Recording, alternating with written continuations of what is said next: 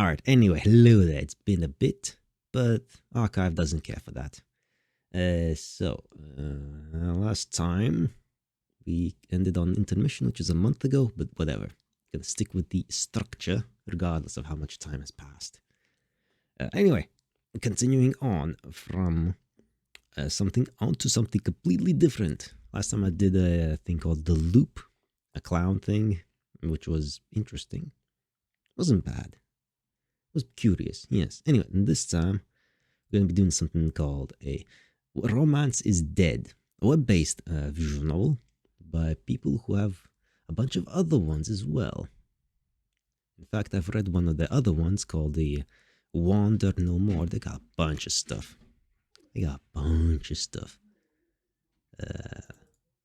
So I guess I'll just bookmark this place. And then eventually we'll get things, but we are going through this one. Right now, Romance is Dead. Though in a different way than you thought it would be. I wonder what that means. Burton-esque. I guess that's a reference to the art style. And Girl X Boy. I'm guessing that's what that means. I don't want to see any spoilers. 42,000 words. Okay. That's about... I think that's like 3 hours, 4 hours or something. If I recall correctly. This one. Oh, this one too. Humanity Perish. It was okay. That one was what? 17,000. That one took like just over an hour. Okay, so yeah, point of reference. Something like that. So we're in for about 3-ish hours. Let's go. Got multiple endings. So maybe less. I don't know if I'll get many more than one. Probably not. Anyway. Before we begin, we do have a thing that we need to do. And that is to exercise the vocal cords with a short story from my past. 5 years in the past now. Anyway. Upon a little hill on the west side of town, just by the edge of the birch trees, forest, one 2-story house with a secret basement greeted a wary traveler. A flicker of the candle in each window, some muffled shuffling down the stairs. What? Okay. Then a heavy lock opening to an old, wrinkled face of a grandmother. This is poorly written. An instant smile of pure kindness. "It's a long way away from anywhere here. You must be tired. Come right in. I'll get you some tea and chicken salad," was what the stranger heard as she walked towards the kitchen, leaving him without supervision. "The air is a prison." A gentle whisper coming from everywhere, yet nowhere in particular, caressed the visitor's ear. "I'll be there in a second. You can hang your coat in the left closet." He turned around to see that he had passed this closet just moments earlier. It looked as if it had been here since time immemorial. Yet the feeling of the world shaping itself around him gnawed at his mind. "Everyone else is asleep. Hard to stay awake after a hard day's work and Granny's dinner. There's a spare room upstairs. It will be the only open door. Oh, right. The bathroom is just over there." Her crooked finger points to a space now occupied by a simple bathroom door. It has always been there, just like great-granddad had built it. "Breathe too much and vanish." The whisper, now accompanied by several other voices in near unison, speak over the grandmother's tale of her father clearing the land for the house with nothing but grit, determination, and a shovel to his name. Trunk by mighty tree trunk, brick by scorched clay brick. Simple labor made manifest in this outsider's head. Years condensed to seconds. Time is irrelevant. "Welcome to the flock." The whispers, now a part of him, finally greet the wanderer in their home. He floats from room to room, lighting candles at night, whispering alongside the rest, greeting new voices every so often. When daytime arrives, he is but a traveler who finds his way to a lonely house, is greeted by the grandma, has a nice lunch and chat, then heads off to town further along. He never knows what he spoke to her about, what she made, or how much he ate, if at all. Then he sees the all too familiar sight of the others appearing at the door, looking for help, or a map, or just visiting old grandma. Whatever their life was, she never feels lonely. A little horror thing, but interesting. Is this what they call potential, like one of those SCP things? I feel like I could rework this a little bit, rewrite it, and that would work. Strange house with a strange grandma who just wants a visitor, but then locks everyone in this weird. Anyway, I don't know. Anyway, back to romance is dead. Hopefully not. I like romance. But I guess we'll find out in a way that's different than we thought, think, whatever. Words are hard. We'll begin. New game. Play anyway, don't care. This will be a single session probably. Let's switch over to Yonder. Let's switch over to Yada Yada Yadas.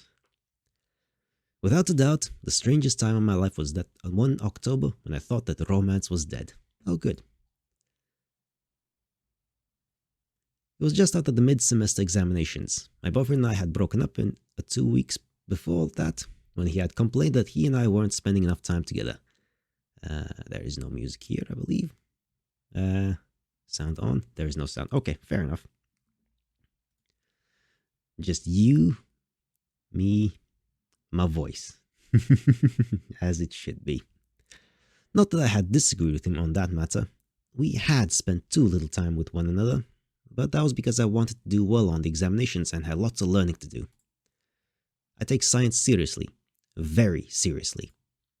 So seriously, in fact, that when I was a kid, I once threw together everything in my first chemistry set just to see what would happen. I found out 2 things. First of all, bright pink smoke does exist. Secondly, don't try to smell it, or you'll lose your sense of smell forever.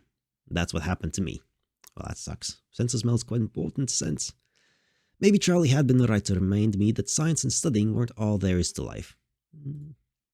But the way he had said it, I don't think it would have worked out much longer anyway. My boyfriend had been nice and everything, but he just wasn't the romantic type. Not that I had ever met anyone with a sense of romance. I've been in a few relationships since junior high, and none of them was really how I thought I should have been. I know what you're thinking. I'm probably the kind of girl whose expectations are too high for any guy to meet. I'm never really satisfied with what I get. But that's not true. I'm not that prissy or that naive.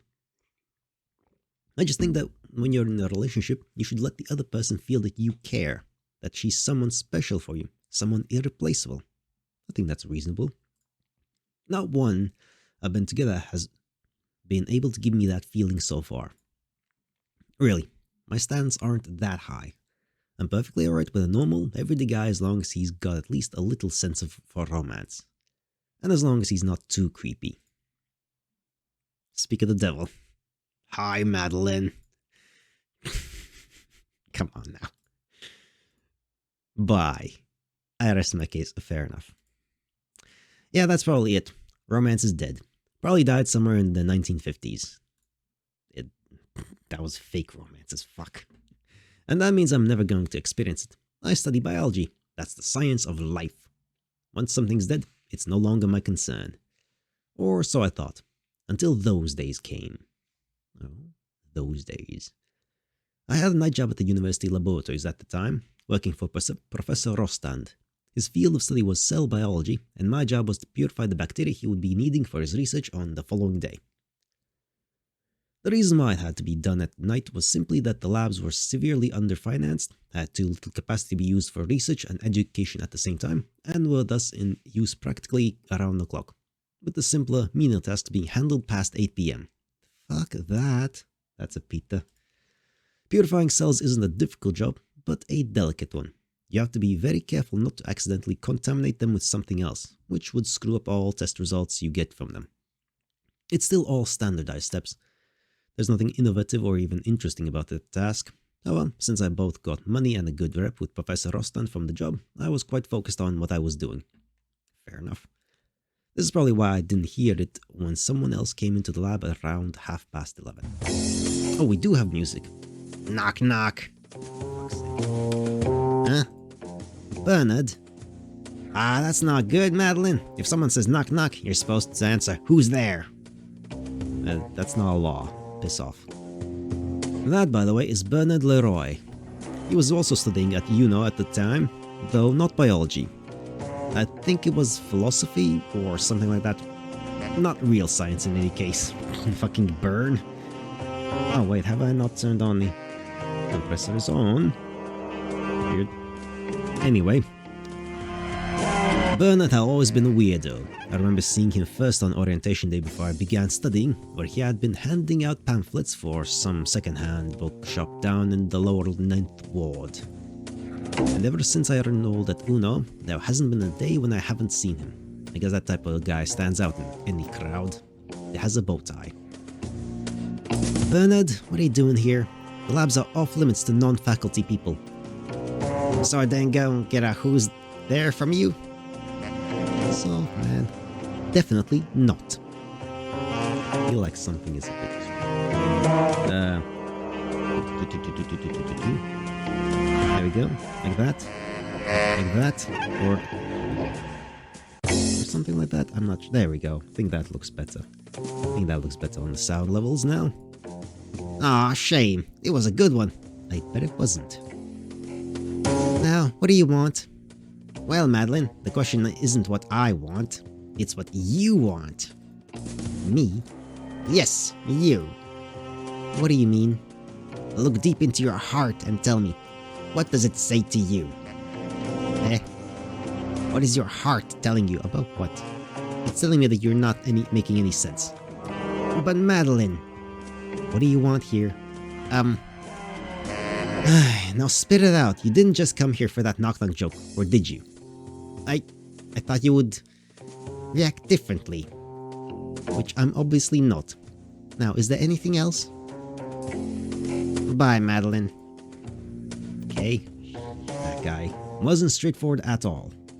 Like, that's not gonna work. The fuck did you want? I mean, I get it, he wanted like, do you want to hang out and blah blah blah. Like, be straightforward with that stuff. Don't be all this like, knock-knock joking, like, what does your heart tell you? Fucking, it's telling me you're annoying. That's what it's telling me. Anyway, if you want to get somewhere with in like a relationship with Mr. Bernard, you gotta be straightforward, okay? Be straightforward. Not knowing what this all had been about, and frankly not caring, I continued with my job. It wasn't long until I had finished preparing for the last batch of cells Professor Rosta needed for the following day. It was almost midnight by then, but that was not unusual. My weekend's assignments sometimes kept me occupied until way past that time. Eventually, I was done and headed out the lab. I was just reaching for the door handle when...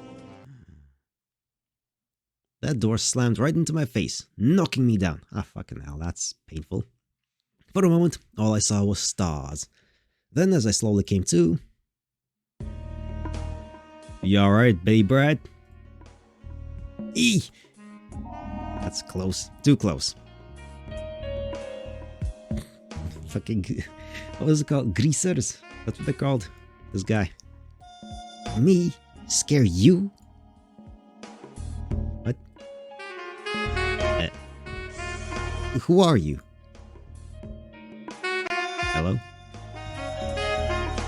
Oh, his dialogue is not oh, it's bug. I don't know what he's saying. It's bugged up. Okay, let's try and restart that. Let's see if we can fix that with a simple restart. Right, that's not optimal.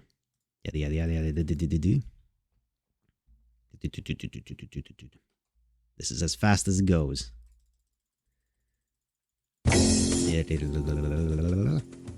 I have to click like 3 different things. Alright. Damn it, it's still broken. Okay, I guess we're just gonna have to... I'm a greaser man. Well, that's bugged. I have no idea what he's saying. Who are you? Definitely not Mary, so I'm Maddie. Maddie Washington. Well, to meet you, Mr. Maddie. Just Maddie will be fine. Ah. Chocolate cookie. I don't think anyone had ever called me chocolate cookie before, and to be frank, I didn't know whether I should have felt angry or flattered about that nickname. I decided to go with, I mean, I can't understand if someone rejecting him. That's not gonna be productive ending path to go towards, so fuck off, mister. I have no dialogue, and I must be a greaser. Okay, buddy, that does it. I don't know who you are or where you came from, but you will knock it off with that nicknames right now. Ah, shucks. Damn right you did. First Little Miss Brown, now Chocolate Cookie. I already know the color of my skin, thank you. Yeah. What's so funny about this? Yeah. Like what? You mean, damn? Aha. I took a deep breath. I mean, you know, I think he's a greaser. Like, he's giving her, like, stereotypical nicknames. Like, I think those noises are fine. Replacement for his dialogue, as far as I care. Maybe in the correct path for him, like, he's a much nicer dude or something, but I guess I'll never find out. It's bugged. Like, I have no idea what you want, Adam Hunt. That rhyming's contagious. Or where you came from. But you either tell me what you're up to right now, or I'm calling the police and have you arrested for trespassing. Ugh, shucks. What do you mean you don't really know? I got amnesia, or something. And now that you're here, I gotta do stuff. Like, comb my hair. Eh? Yeah, it's real. It gets real out of hand. Oh yes, it does. Shucks. Okay, this joke's gone far enough. Now, Charlie sent you, didn't he? Maybe. Tell him that's over. We woke up, and that won't get fixed, no matter what weird stunts he pulls. Ah, shucks. You know what? I don't care. Aw, don't be like that. It's midnight, I've had a long day, tomorrow's another long day, and you just slammed the door into my face. So if you don't mind, I'll be going home now.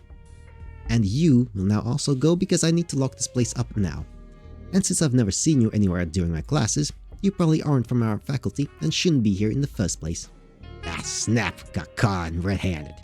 Get out now. Adam walked out of the lab, looking very much like a doggy who had been scolded for sitting on his owner's bed, but at least he went without another word. I also left and locked up after myself. My room wasn't far from Uno, only a few streets away. I had been lucky to get something affordable, so close to university since that meant I could just walk to and from class each day. Which of course is the only reason why I was okay with working night shifts at the lab. New Orleans is pretty safe, especially here in Gentilly, but there are still some dark corners I wouldn't want to visit after midnight. It also helps that the city is still quite alive, even at this time. I suppose the people who populate the streets at night are the spillovers from the French Quarter, who come here for some quiet after partying on Bourbon Street. Bourbon Street. Of course, one can never be too careful. Ah, damn. Adam? Yeah. Oh, he does that. Okay, I guess that scene in particular was just fucked. You're following me? You're seriously following me? Or maybe it's like more than 2 speakers? That might fuck up the scene. I don't know. Maybe? We'll see. I'm sorry, Maddie. I can't help it. Look, I'm saying this only one more time. Go away.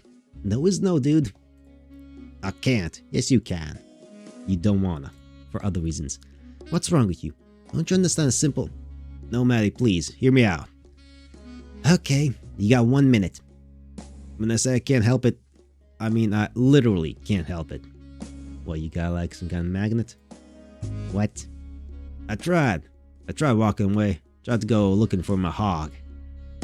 His motorcycle. My bike, I remember parking somewhere next to a big school or something. Probably the university.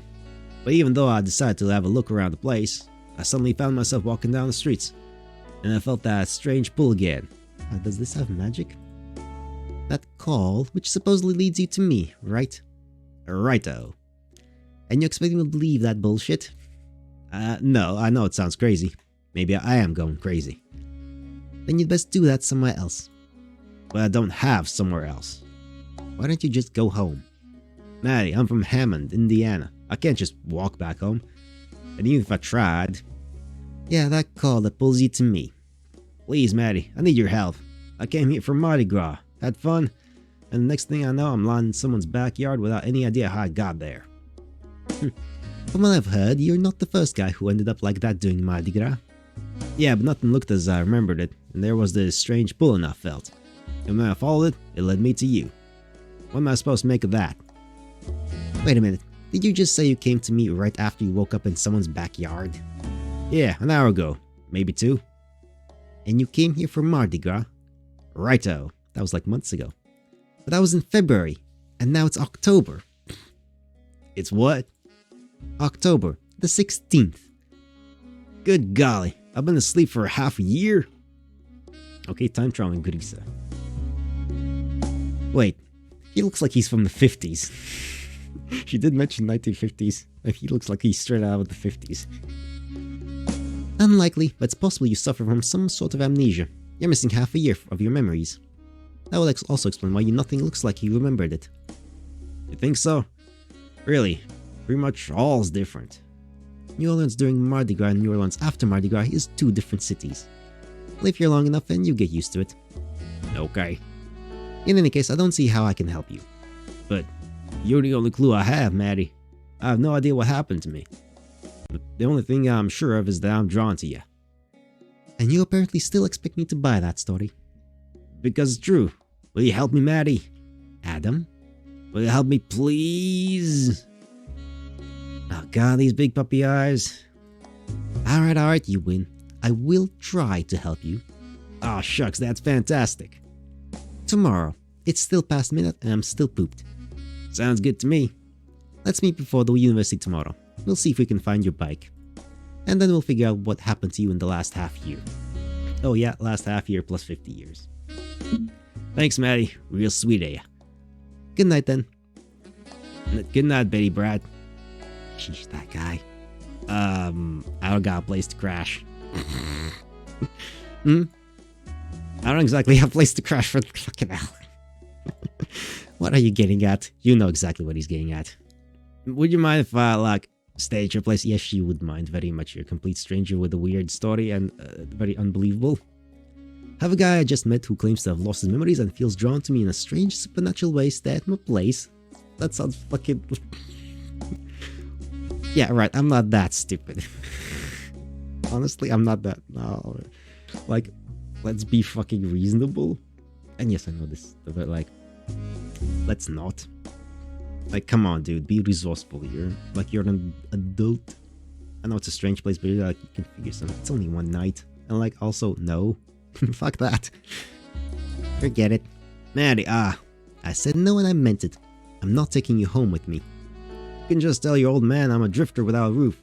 And if he needs something done, I live alone, Adam. That is why you're not coming with me. But where am I gonna stay? Dude, you're an adult. Figure it out yourself as well. Come on now. Find a hotel room or something. I don't care. I just don't want you to around me for the rest of tonight. Get it? Yes. Good. Good night, Adam. Nighty night. Yeah, he doesn't have any cash. And before I could get second thoughts, I hurried back to my room.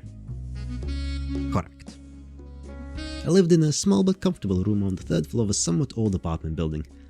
Well, comfortable enough, as long as you didn't need to use the bathroom or the kitchen, but hey, I could afford it. Fair enough. It was also relatively quiet, and my landlord was satisfied if the rent arrived on time and I didn't blow up my room. And while my neighbors were certainly talking behind my back about that weird young woman who was rarely home before midnight, there had apparently not been any complaints about me. I suppose they never really cared what I was doing up here, which in hindsight wasn't as good as it sounded. First thing I always did when I came home was open a window. I could sleep much better if I let some night air into the room. This night, however, air wasn't the only thing I let in. Bonsoir, mademoiselle. What? How did you get in there? Ah, pardon, did I surprise you? I assure you that was entirely my intention. Look, Miss Renaissance Fair, this night has been weird enough already, and I'm starting to get sick of it. What do you want from me? How did you get in here? How do I got in here, you'd like to know? Well, who knows? Maybe I turned into smoke and flew in through the window you just opened. Very funny. I wonder whether the police will consider it just as funny as if you... Who are you? Ah, pardon, where are my manners? I am Leclerc, Maurice Leclerc. And you are, mademoiselle? Maddie Washington? Enchanted, Mademoiselle Washington. You bear an old and distinguished name. Thanks. You know, I've been friends with many distinguished people in this beautifully morbid city. Even with the one you'd probably call your mentor. This guy knows Professor Rostand. From what I've seen, you have proven that you know how to capture a man's heart, and you know what to do with it once it is yours. Is he talking about Charlie now? However, as you may have guessed, Mademoiselle Washington, you are not the only one interested in that special art. I, for instance, also try to broaden my knowledge in this field of studies. So of course you'll understand that your experience will be most useful to me, n'est-ce pas? My experience? Oui. My experience with what? Captivating the hearts of men. Okay, I'm not sure I'm getting this guy. But if I'm understanding him right, he's gay and asking me for advice for picking up men. Nah, that can't be right. But honestly, do I even want to know what this guy is up to? Wasn't that Adam already bad enough? Yeah, no, fuck off. This night has been weird enough already, piss off. I don't think I can help you with that. Oh, but I am très certain you can, mademoiselle. You've proven you're good at it. Really good, in fact. What I meant to say is that I don't want to help you. Aw, why is that? Have I not been asking nicely enough? I don't care how nice you ask, this is my personal business, mine alone. Find someone else teaching you that, art. Mademoiselle, I cannot believe what I am hearing. You are really refusing me? I am. Ah. And if you don't leave right now, you won't be needing a teacher, but rather a good defense attorney. Mademoiselle, I believe you should reconsider your choice of words. I do not take kindly to threats. Why is he smiling like an idiot? Because he's an idiot? Then you shouldn't have just appeared in here uninvited. Now get out. I'm afraid I must refuse. First you teach me all you know, then I shall take my leave. Okay, you asked for it. I reach for my cell phone. Since that once incident in high school, I have 911 on speed dial. Stop! And with that one word, my body suddenly became as stiff as a board. Oh, mademoiselle, I must apologize for what I'm about doing, but it seems you leave me no other choice. Please believe me when I tell you that I find no joy in doing this to you. What's happening? Why can't I move? Oh, we got supernatural elements. Okay, chalk up to the board on that one. I can't escape visual novels without supernatural elements, eh? My voice has a certain property that makes it quite commanding, if I wish it to be. But again, I take no pleasure in using it. I find it takes away the challenge in most things. But do not be alarmed. I have no intention of harming you. Mademoiselle Washington, all I need is to learn what you have learned so well. But I don't understand. And for that, you need to trust me. Oh dear. Well, that's not going well. As he spoke those two words, trust me. My mind suddenly began to turn to mush, and the world around me slowly faded. The sounds of the city outside no longer reached me. The room went away, and all that remained was this voice. This calm, yet commanding voice. Trust me. Ah yes, this is good, this is good. Keep listening to my voice. Yes, keep listening. Indeed, keep listening to me prattle on about as well. Lose yourself in the sound of my voice, mademoiselle. Yes, good. No harm shall come to you. I am your friend. Ah, we already got a bad ending. You are my friend. You would not object to me doing me a favor. I would not object to doing you a favor. Ah, that is very nice of you, mademoiselle. It is nothing indecent I shall ask of you. What do you want of me? I just need you to tell me this one thing. Oh. Oof. What sort of thing is... Oh, hello, Adam. Just broke into her room as well. What the... Okay, fuck it out. Alright, oh, yep, it is. That is the issue. 3 characters can't speak at once. Only 2 dialogues boxes. Third one just doesn't register. Well, piss. Get away from her! Impressive, mademoiselle. Most impressive. What? This guy's no good. Oh, he's not even trying to rhyme something. He must be seriously angry. Yeah, I think so. How'd you get in? I busted through the door and did my greaser thing. This isn't over. Yeah, it is. Where is he? No, vanished like a snake. Of course not. War now, huh? Adam, why are you here? I need a place to crash and I'm like drawn to you like a magnet, like I said. I think I told you not to follow me. Why didn't you listen? I'll literally can't. I'm magically bounty and stuff like that. Yeah, I've heard this story before. It doesn't change the fact that I told you to stay away from me. Yeah, well, it didn't work, sorry. That guy just now has nothing to do with this, Adam. I don't want you in my room. Don't you get that? Yeah, well, you know. Adam gave me another one of his puppy looks. It was just as unbearable as the last one I received from him. Please go. You may stay just outside the door if you want to. I mean, if you really have a hard time staying away from me. Adam slowly slumped out of the room and closed the door after him. I locked up and made doubly sure both the door and the windows were shut tight. To my surprise, I slept quite well even though the night had been more eventful than usual. No bad dreams of strangers suddenly appearing next to my bed, just some good shut-eye. So I prepared myself for the day and then headed out for the university. Although I kept my eyes open for him, Adam was nowhere to be seen. Strange. From what he had told me, I expected him to follow me around at all times. He had probably started to understand that it creeped me out to have him stalking me that much. Can't say I was unhappy about this.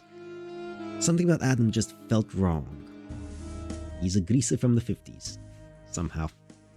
In any case, my mind was quickly back on my studies. Three-dimensional protein structures require a lot of attention if you want to understand them. The talk of the day among my fellow students was a break-in at LSU Health, that's Louisiana State's medical school, that happened last night. It was only a few miles down in central New Orleans, and since some of their courses required cellular biology, we often had students from there attending our classes. Break-ins in medical facilities weren't that unusual, especially if the facility had a drug treatment center. The morphines apparently went for a good price on the black market, but this raid had been different. This time, someone had broken into pathology and, apparently looking for valuables, made a mess of the whole place. Lockers cracked open, shelves knocked over, even a century-old collection of human tissue samples in disarray. Must be in some really desperate crackhead. Or someone searching for... Strangely, even though I went looking for him a lot during that day, Adam didn't show up at the university. Strange. I thought we had agreed to meet in front of today, and it seemed to have been quite important to him. But then again, maybe he had gone to the police asking about his bike. If he was really missing his memories since Mardi Gras and he hadn't moved his bike since then, surely he would be at the local pound by now. In any case, if there was any truth to his story, he would be able to find me much more easily than I could hope to find him. He was the one who felt drawn towards me, not the other way around.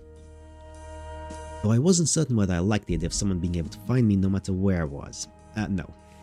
No, but that's the reality of the internet we live in. You put a picture of nothing almost and some internet sleuths are gonna pick up like, oh, that's like, that kind of grain of sand is only in this region of the world and like it's this time of day and whatnot and this payment and blah blah blah blah blah. Tiny details like internet sleuths are. Some of them are fucking magicians. Able to discern exact locations from like basically zero information. Water is good, drink your water. After classes were over, I quickly checked back with Professor Rostan to find out what he needed for tomorrow. To my surprise, there wasn't much to do. Just a few samples that need to be centrifuged and a bacteria culture to be prepared for a series of tests tomorrow. Nothing that would take more than an hour. And while I wasn't alone in the lab this time, all the devices I needed for my work were free, which meant I would be done when it wasn't even an 8. Excellent. An evening off is a nice thing, definitely. However, when I wanted to go, I noticed that I was missing my notebook. Strange. I thought I had put it into my bag. Maybe I had forgotten it at Professor Rostan's office. But no, that wasn't possible. I met the professor in the hallway. So that had to mean my notebook was probably still in the classroom. Chance encounters now. I quickly hurried back. Not that I was worried someone would take my notebook. But I had wanted to go over the notes tonight, and the classroom was already locked when I got there. But I was lucky. It was still open, and yes, my notebook was still sitting there where I had left it. Well, that goes to prove that even the best of us do forget things at times. Yeah, people generally just... It takes effort to not fuck up at every single moment. Sometimes that effort just kinda disappears momentarily and you just fuck up on some basic things. Like, I forget something every single day. Minor things, but still. However, as I was about to leave... Ahem! Bonsoir once again, Mademoiselle Washington. Maurice, you remember très bien. What are you doing here? Mademoiselle, I believe what we had last night was a bit of a bad start. I would like to make up for that, if I may. You may not. Okay. Oh wait, no, right, she's been mindfucked to, like, trust him and friends and whatnot, maybe. First of all, let me assure you that I only have the best intentions towards you. I don't believe you. You literally have a magic voice that can command people to do whatever, basically. That's literally evil 101. That's an evil power, right there, straight up. In fact, I would like to ascertain your continued safety and good health. Also, I would like to assure you that your good friend Adam is quite safe and sound.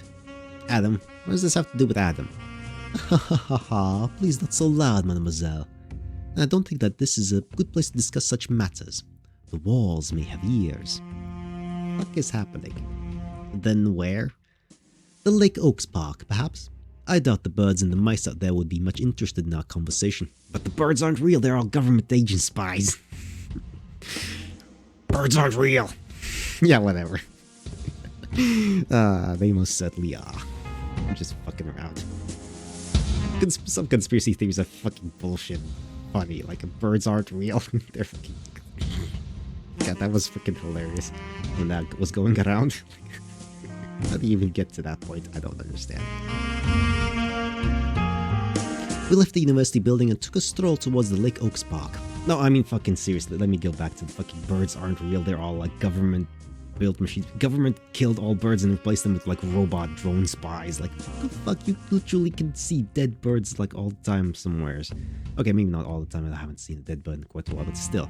You can see them eating. If you really want to, you can just like shoot them. You can, like, and it happened in America. You got guns. You shoot birds all the fucking time. Like, come on now. Come the fuck on. And people believe that for a brief moment. Like, critical thinking is dead. Critical thinking is dead. Romance isn't dead, but critical thinking is. Anyway. Alright, we're here. Now what is it you want to tell me? As I said, this concerns your friend Adam. What is it with Adam? Where is he? Right now, in a tomb at Mount Olivet Cemetery. What? Don't worry, Mademoiselle Washington. I did not harm him. I only needed him out of the way. So that you could do what? Talk to you properly, natural man. Your Adam, I believe he came out of a little overprotective. So you put him into a tomb. What better place to keep him safe for you? I could have put him into the bottom of the Mississippi River too.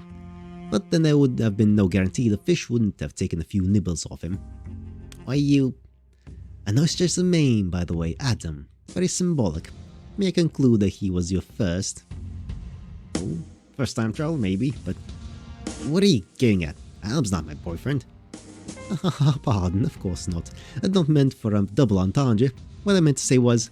Am I right to assume that you named him Adam because he was your first attempt? What? Okay, now you completely lost me. What gives you the idea that I named him? An attempt at what? What? What? You aren't saying that he still has the same name he was born with? What other name would he have? Any name but the one that he was baptized. You do know that it is an immensely bad idea to try that. What the fuck are you talking about? The what? Allow a dead man to keep his name when you animate his corpse. Oh. Okay. Okay. That's what he is. Zombies. So she accidentally reanimated when she like threw out like that, what? Threw out a random like the science kit. What the fuck? But you didn't know that? Did you just say dead man? Adam is dead? Naturalmente? Just because he turned a corpse into a zombie doesn't mean it returns to life. Adam is a zombie? Sacre bleu, don't tell me you didn't know that either. No. Fuck no, I thought he was a time traveler. How on earth was I supposed to know that? Yeah, exactly, but Adam's bound to you. He follows you. You are his mistress. He's your servant. Are you saying... You didn't know that would happen? No, I don't read horoscopes and I doubt mine would have said anything about today. Your personal zombie servant is going to visit you. But you did summon him, n'est-ce pas? No, why would I summon a zombie? And how would I do that? That's the better question. How the fuck do you summon zombies? Who the fuck are you, Mr. Maurice? Maybe you thought that the voodoo ceremony you conducted was good for something else, oui? I didn't conduct no voodoo ceremony whatsoever. But then, where did Adam come from? How am I supposed to know that? Pardon, Mademoiselle Washington, I do not comprehend this at all, neither do I. How can a zombie rise from the dead and end up bound to you if there was no voodoo invocation involved? There's probably other ways to revive zombies then, apparently. Beats me, you seem to be the expert on voodoo here. Ah well, expert may be giving him a little bit too much credit. I cannot deny that I have a great interest in the occult, but all I can hope to understand about voodoo is the theory. For the actual practice, I have the wrong blood. Oh, it's blood magic as well? Piss off. You, however, mademoiselle. What are you getting at? Apparently, Adam is bound to you. That bond must come from somewhere, we... I don't know. Let me propose something, Mademoiselle Washington. Let the two of us find out the mystery of Adam's appearance and how it relates to you. I shall gain further knowledge in the strange and arcane proceedings of voodoo, which I am to rest certain will ease my terrible boredom with this world. What the fuck are you? Are you some kind of ancient vampire or something? He does look like he's straight out of like the 16th century or whatever. And you, mademoiselle. I mean, he does have the power of like, power word convincing and brainwashing, so he's a vampire as far as I'm concerned, right? And you, mademoiselle, shall gain knowledge about what ties you to these strange events, and what your relation to this voodoo magic is. I'm not sure. Vampires and voodoo magic, that's a combination. We both have something to gain, mademoiselle. Wouldn't it be a good idea to join forces? Can you explain something, though? Well, I think that's a terrible idea, miss, and y'all refuse. What? Who said that? Oh, no? Okay, so I guess it's just Adam whose text boxes are broken. Because this is his third speaker, and he's a ghost. Okay. Weird. Okay, I guess Adam is zombie. His existence is zombified in this game as well. That's weird. Poor Adam. I don't get half of his lines then. I did. Now I'm sorry if I stalled you, miss. It's just that this guy there is up to no good. Oh shit, what gave it away? How dare you? You're a fucking Renaissance vampire talking about voodoo magic. Plus you have the word of, like, brainwashing words. Mister, I know I'm not supposed to raise my voice to you, but I cannot just stand around watching you do nothing. You can't even stand around. You've got no legs. Yeah, sorry about that, miss. Can't help you see. I'm no longer among the living. A ghost? Indeed, miss. Hope I didn't scare ya. Ha! You've got no reason to laugh at me, mister. You're even every bit as dead as I am. Eh? Preposterous. I am very much alive. Oh, no, you're not. I'm dead myself, mister. I can tell the dead from the living, and you are not one of the living. I do live. Oh, yeah? Naturalmente. I may be unliving, but I am far from dead. Wait, unliving vampire, obviously. Yes, that is the correct term for it. So you're a zombie like Adam? No. A zombie, sacre bleu, non. Zombies are undead, not unliving. I'm a vampire, obviously. Don't tell me you didn't know that. How else could I have possibly mesmerized your Adam and led him away from you? That makes sense, yeah. Miss, need I really say more? There's a vampire in front of you. Good point. Trust him and he'll probably kill you and turn you into one of their kind. I mean, he already had the chance to do that. Oh, that really hurts. Here I am having a perfectly civilized conversation with a nice mademoiselle, and I am already accused of wanting her blood. That's racist. Racist? Mister, I was born in 1986. You seem to have no idea what racist means. Mr. Ghost? Ah, shucks, didn't I introduce myself? I'm Don Mosley, missy. Please call me Don. And you are? Maddie. Don, have you met Maurice before? No, Miss Maddie, can't say I have. But you do have some experience with vampires. I watched Nosferatu when they aired it at Britannia. The movies, of course. Because the movies tell the complete and utter truth. Now, if I perchance believed what I saw in Birth of a Nation... whoa, mister, you don't want to go down that road. I apologize, that was out of line, naturalmente. But I wanted to point out that not every stereotype necessarily needs to be true. Mademoiselle Washington, please believe me, I have no evil intentions towards you. I am merely curious about the peculiar case with you and Adam. Well, and you can't honestly say that you aren't curious yourself, n'est-ce pas? Miss Maddie, remember that old saying, curiosity killed the cat? You're not a scaredy cat, Mademoiselle Washington, or are you? Please, join me in unraveling this mystery. Well, I am curious. Yeah, vampires, ghosts, and zombies now. Now I am curious.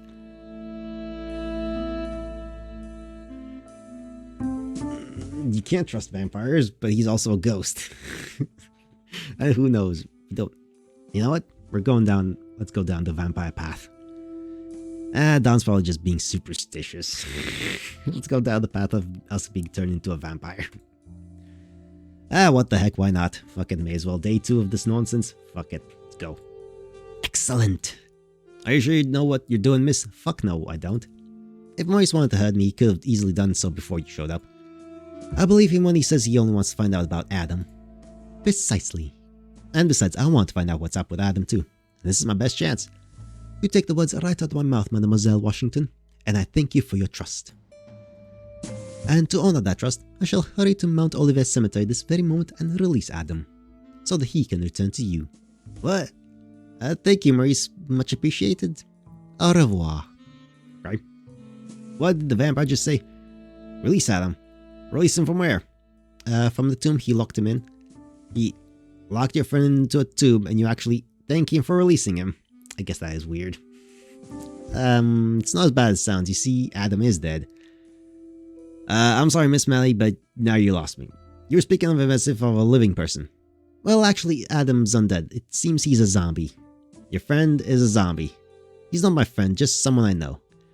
Alright, so you do know zombies. Just found out today. One zombie. We are speaking of a dead body possessed by a voodoo god, aren't we? I don't know, maybe. You know about these things? Not much. My grandma was into these things. When I was very little, she told me stories of Mary Laveau, and that she was not only able to have the living possessed by the voodoo gods, but also the dead. Marie Laveau. Yeah, I've heard of her, the Voodoo Queen. Her name's quite well known even now. Marie Laveau. Not heard of her. You do keep strange company, Miss Maddie. Yeah, probably. First a zombie, then a vampire, now even met a ghost. Didn't think you'd all be so normal. I mean, the dead are just people who died. Normal? Well, I can talk to you all as though you were just regular people. In fact, some living people creep me out more than any of you do. Hold that thought for a minute, please. You just say you could talk to Adam? Sure. And when you did, he did answer you? Yeah, much like any normal guy would have. Oh, maybe that was deliberate. Maybe that was deliberate, eh? I mean, it's original. I don't. Maybe him not having any lines and those things with the other characters is relevant. Maybe that's deliberate. I don't know. Now I don't know. Now I don't know. Yeah, much like any normal guy would have. He had a bit of a strange way to express himself, but that's strange. The zombies my grandma told me about never talked. They could follow orders, yeah, but they were always as quiet as the dead. Nah, not Adam. Adam talks. Even though his body's dead. I'm not even sure Adam knows he's dead. Whoa, now that, Missy, is bad news. What if he finds out he's dead at a really bad time? What if someone else finds out he's a dead man walking? I haven't felt the campus since 1924. Left the campus. But I don't think I've ever seen a dead man walk around since that vampire just now. And judging from your reaction, it's not normal to be dead and walking these days, or is it? Not exactly. Then Adam's trouble waiting to happen. So, should I tell him that he's, well, not exactly alive? Good question. I'd say someone's gonna have to break it to him sooner or later, but very carefully. Carefully. Last thing you want is him going bananas over it. Dead man stumbling through New Orleans is bad enough, but dead wacko stumbling through New Orleans, you think he might lose it? I remember how I felt when I found out I was no longer among the living. Believe me, it wasn't pleasant. I wrecked the entire classroom when it hit me, and don't even have a body to trash things with. So I think I should be careful how to tell Adam. Absolutely. Oh dear, I hope I'm up to it. Or alternatively, I could do it instead. You? Sure, Miss Maddie. I've been like this for almost a century now. I guess I know all there is to know about being dead. I'm sure I could find a way to gently introduce Adam to, well, not living. But you're, please don't be offended, but you're a ghost. And I'm not sure Adam would want a ghost around him. I mean, you're okay with a ghost. Hey, at least you seem to be thinking I'm pleasant company, Miss Maddie, don't you?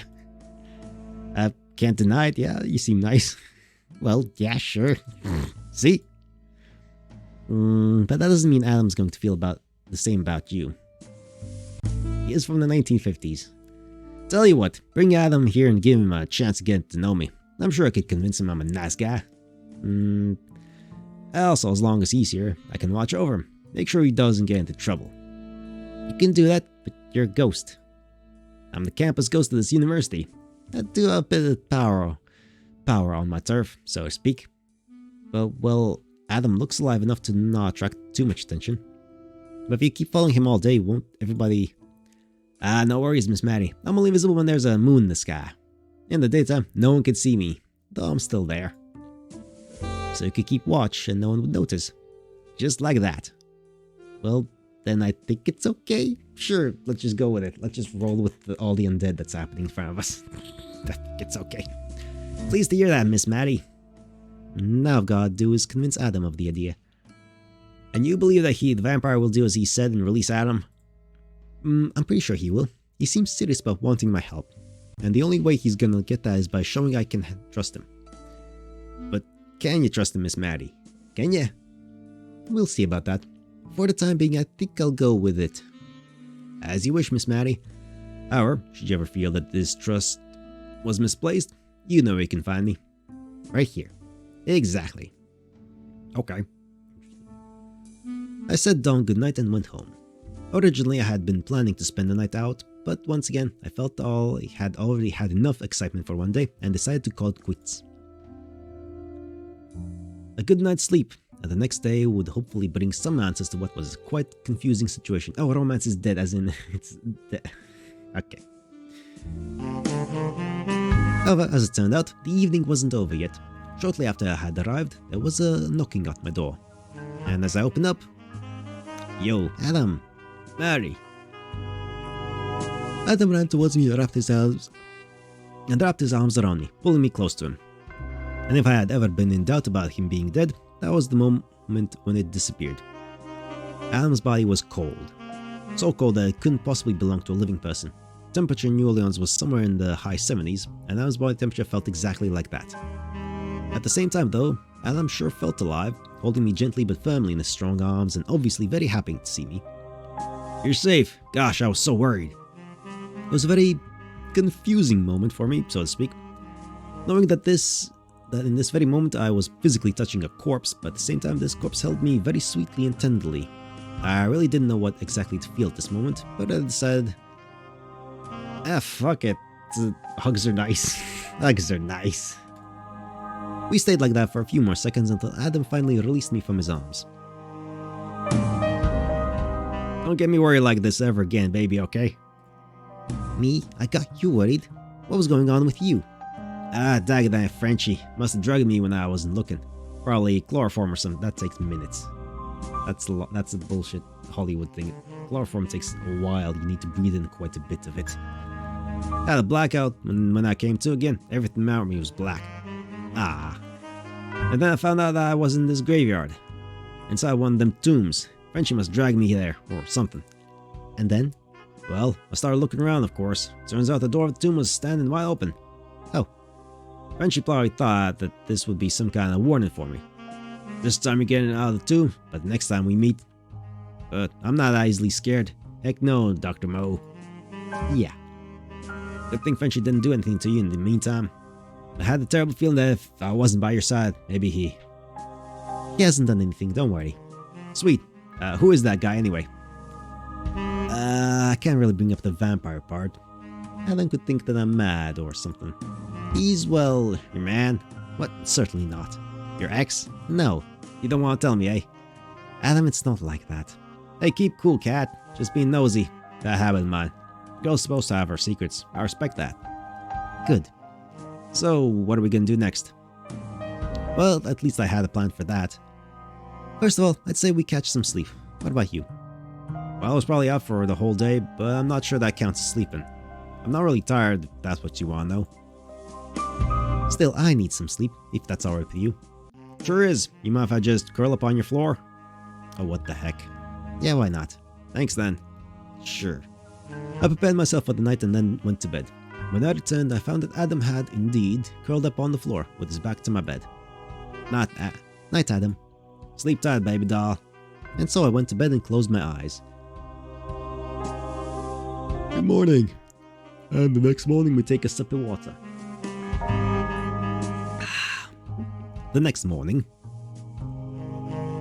fuck, his dialogue's broken again. Fuck me. As for me, I'll be going to the university. Got a few courses I attend. Yeah. You still have that urge to follow me around, don't you? Yeah, I can't help it, I'm a zombie. It turns out those noises were very appropriate zombie fucking noises. In that case, why don't you come with me? Yeah, okay, it's definitely broken. This is supposed to be there. You can't just come into the classes, of course, but there's Lake Oaks Park. Just next to the university. Why don't you wait there and I'll go see you between classes. Sweet, I like it, bro. Alright then. Sounds like a bro, what? I don't know. We left for Uno and arrived with just a few minutes before my first class started. The park's right over there. You can see from here, okay? Yeah, okay. I'll do my best. Adam went, waving at me, and I hurried off to my classroom. The first course today was a lecture on medical applications of cytological tests, which I usually enjoy quite a bit, but I couldn't really concentrate on it. I had to think of Adam all the time. What if that feeling inside him dragged him in here? What if he suddenly came walking into the classroom? What if someone saw him, thought he looked a little pale and decided to check his pulse? These thoughts and others went through my mind all the time, and when class was over, I was really happy that my next one didn't start until early afternoon. I usually spend that time at the library, reading up on irrelevant issues, but today there were more important things to attend to. It didn't take long until I had found Adam in the park. He was waiting near the entrance. Hi, Adam. Goddamn, it's still broken. Okay, I'm gonna pause the recording. The stream can suffer as I try to check if this works better in a different browser or something. I don't know. I forgot to unpause the recording. Fucking splicing things together now. Or not that much. Didn't take long until I found Adam in the park. He was waiting near the entrance. Actually, I think I didn't lose anything from this. Hi, Adam. I'm Eddie. What's new, Big Blue? Not much here. Just had a lecture. How you been doing? Fine as fine. Nice park you have here. Bar campus? Technically not, but as it's just next to the university, the students use it as if it were. Yeah, I've seen a few people come and go. Say, could be there's a peeping Tom somewhere here in the park. A peeping Tom? He's talking about the ghost. Yeah. What would he be peeping at? There's not exactly anything going on that a peeping Tom would be interested in. Not sure. Why? Because it feels as though I'm being watched. It could be Dawn. He's supposed to help Adam, not make him feel uneasy. So he's keeping a close watch on Adam. Good. Are we gonna... I'm not sure. I mean, he's a zombie, and there's a vampire, and there's a ghost. Fucking hell. I don't know. He's keeping... Good. Don't be silly. What sort of peeping Tom would be watching you? Don't know. Just feels like it. I don't think anyone in particular is watching you. Maybe some people are curious because they've never seen you around, and that's what you feel? Come on, this can't seriously worry you. Of course I'm not worried, it just feels weird. And that's New Orleans for you. Yeah, probably. Better change the subject. So, do you remember anything new by now? Nah, not really. Still doesn't make any more sense than it did yesterday. Maybe if you tell me all you do remember, we can both figure out what happened to you. Where to start? With you coming here? Sure, as good as any place. I spent last winter down Corpus Christi, South Texas. Oh, why do I keep... Can I? No. And then came down from Texas and whatnot. I keep accidentally... anyway, fuck, that's fine. I thought you came from Indiana. Heck, have you ever been to Indiana in the winter? Gets cold in Eskimo's nose. I've got a hog, so why stay there? Ah. Also, my old man was making my life miserable enough. That was the bee's knees. So I got to get out of there. I never know Southern hospitality is the best. So you rode to Texas on a steel horse. I planned to find a job somewhere on the oil field, but it turned out they're not hiring. Told me Corpus Christi was looking for non-union lumpers though, so that's where I went. And it worked out. Yeah, earned enough to pay for a bunk, for the gas back to Indiana, and for a little extra. And that's when I got the idea to take a detour to New Orleans on the way back. Why New Orleans? Hey, everyone should see Mardi Gras once in their lifetimes. They're saying, and I thought, why not while I'm still young? So I rode here and made the scene. Threw myself right in, if you know what I mean. Yeah, I can imagine. Mardi Gras is pretty intense. I remember hooking up with some paper shakers from the Tigers. Paper shakers? You know, these girls who shake the pom-poms on the sideline of a football match? Ah, cheerleaders. And the Tigers would be the LSU Tigers then. Yep, them Tigers. Anyway, them dollies were really a blast and we drank enough to empty the Mississippi. Sounds like you had, fun. Word from the bird, I don't remember exactly much about what happened. I think we had some booze games at one point, and one of them dollies suggested truth or dare, but what happened then?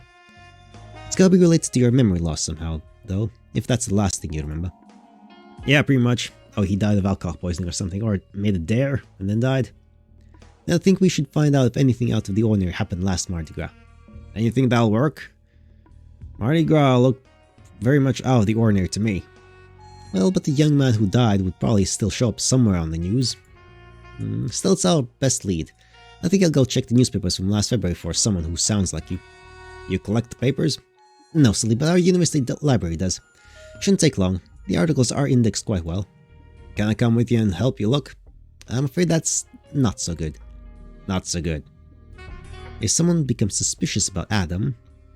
Look, campus isn't exactly off limits to the general public, but I cannot take anyone on campus, if you know what I mean. Shucks, sorry Maddie, should have thought of that. Of course I'll be causing you trouble if I follow you into your part of campus. Thanks for understanding. Sure thing. Sure thing. I left Adam in the park and returned to the university. To be frank, I wasn't entirely sure if it was a good idea allowing him to stay in the open, but then again, Adam looked normal enough in broad daylight, and wasn't like he was acting like someone straight out of The Walking Dead. Besides, Dawn was with him, and though I also wasn't sure what a ghost would actually be able to do, Dawn had sounded sincere when he had said he could keep watch over Adam. I thought I could trust him with this. Sure. Thus, my next stop was our library, or to be more precise, our online research facility. That was an awfully pretentious name for a room full of computers, at least a decade old. CRTs. Ah, what a wonderful sight. In any case, it served its purpose, at least most of the time. When the server wasn't down, and I was confident with the right keyword search, I could dig up at least something about Adam and whatever happened during the last Mardi Gras. Or you're gonna have to look last Mardi Gras. Unfortunately, it wasn't as easy as I had expected. Apparently, death or fatal incident weren't among the keywords the articles were organized by. Bummer. A full text search gave me more results, but none of the articles I ran through mentioned anything that hinted directly towards Adam or anything I knew about him. Sure, there were some results like 2 homicides, 1 near-fatal gunshot, Mardi Gras. But in none of them cases did anything sound even remotely like him. A young Indiana man or something would have been really helpful. It was only after already wasting an hour or two that I finally noticed that I had overlooked something really important, and man, was I angry at myself. If anyone had been able to identify Adam after he had been found dead, he wouldn't be in New Orleans any longer. His body would have been brought back to his family in Indiana. So what I was actually looking for was a nameless corpse that had been found at some time around Mardi Gras. I quickly started a new search, this time going for other search terms such as nameless, unidentified, and the likes. Unless there was nothing in connection with Mardi Gras, I started expanding the search into the rest of this year. Looking at the wrong timeline. But again, no luck. March, April, May, June, no matter how far ahead I looked, there was nothing in the news that indicated a recent death. Eventually I gave up. The only way to find out what had happened was to go through a register of all nameless dead people from this year. If such a thing existed, and see whether anyone would match Adam's looks. But I certainly wasn't going to find it here. The police would probably have something like that. Not that I had any idea how I would convince them to let me look through it. I decided I probably wasn't able to do anything more for them here, and seeing that it was already evening and I had missed the thesis research course I should have been attending this afternoon, I decided to call today. Adam would already be waiting for me, if he hadn't done anything weird in the meantime. I quickly hurried back to the park. To my great relief, Adam was indeed still there. Hey there. Hey there. Hey there back, Cracker Jack. That was a chocolate cookie. Where faults your boat? How'd it go? I wish I had done some good news, but sorry, nothing. So I didn't make the front pages, I guess. No, that's for sure. Darn, so I suppose I'll remain a mystery. Yeah, mostly. At least your last half year remains a mystery. To be frank, I'm starting to worry a little myself now. Who knows what sort of gunk I've been in during the last half year. You got the mob big in New Orleans? Mob? You mean the mafia? Yeah. Not that I know of. At least they're not very prominent around here. Then it's unlikely I got into some gumbo with them. Though I sure wish I knew something new about me. Well, that can be helped. If you don't mind, Adam, yeah, I think there is someone who can tell you something new about yourself. Oh? Though it may be a little unsettling. Unsettling, yeah, as if. Really, this is something you don't see every day, so please don't be afraid. Easy, Maddie, I'm a cool cat. I ain't afraid of nothing. He's a cool cat who ain't afraid of nothing. Alright then, Don, are you around? Yo, of course I am. Leaping lizards. Uh-oh. It's quite alright, Mr. Adam. Dang it, I can see right through that thing. What the ghost's name is that? My name's Donald Mosley, Mr. Adam, and how's it know my name? This could have gone better. Adam, don't worry, this is Don. He can help you. Help me? Help me do what? Understand your situation. Oh. Keyboard's not aligned. Better, mister. Please, relax and let me explain. Alright, explain. And start with why I can see the trees behind you through. That's quite simple. I'm a ghost. Ghost? Yes, but please don't be alarmed. I mean you no harm. Yes. Look, Casper, I don't know what you want from me. Help you, as I said. But I'm dang sure I don't want any help from a ghost. You things are trouble. Alan, please, at least listen to him. What, you're in on this? I offered Miss Maddie my help, yes, but that doesn't mean... Where's that weird Frenchie in the bedroom? Now ghost? What sort of freaks do you hang out with? Look, it's only been the past 3 days. I thought he could help you. How could some dead guy help me? Miss Maddie, I think you should go now. Leave the explaining to me, yes? I wasn't really sure how to react now. On the one hand, Adam was certainly getting angry at me right now, and Don seemed as though he was more than willing to talk him out of it. But on the other hand, didn't I owe Adam an explanation? Shouldn't I be the one to tell him why I had thought having him meet a ghost was a good idea? Both seemed like equally good decisions at that point, and I did what my heart told me to. Let's stick around for the conversation. Fuck it, let's sledgehammer. Adam, the reason why I introduced you to a dead person is because you're dead yourself. What? Miss Betty, what are you? You are dead. You're walking around, you talk, you probably feel alive, but you are not. How can you? Try feeling your own pulse, Mr. Adam. I'm quite sure you won't feel anything. You're trying to shit me, ain't you? This ain't real. I assure you, this is very real. But that's not possible. You do accept that I am a ghost, don't you, Mr. Adam? Well, yeah, sure, everyone knows ghosts are real, though people are trying to explain them away, but me. How long can you hold your breath, Mr. Adam? Me? I don't know, a minute or so? Try holding your breath now. Are you sure? Very much so. Maddie? Yes. Could you, leave us alone for a few moments? I don't think I want you seeing this here. Sure. Looking over my shoulder once, I decided to take a short round outside the park and leave Adam and Dawn to themselves. Adam certainly looked shocked, but he seemed to be taking this better than I had feared. Though I was a little puzzled why he wanted me away as he was trying to cope with this, well, problem. I took a little stroll away from the park. I had no idea how much time Dawn would need to explain the situation to Adam, but I was certain that it would take more than a few minutes. Honestly, even today, I cannot imagine a more difficult thing than explaining to someone he just died. I wonder how they do that in heaven. Does everyone who goes up there immediately know they're signing up with the angels? Or does St. Peter have to explain all that to each new soul who arrives? That time is relative there. I don't even think I ever asked the priest at my church such questions, and if I did, he probably thought I was a really weird child. And as I was lost in thoughts like that, hello there. Bonsoir, Mademoiselle Maddie.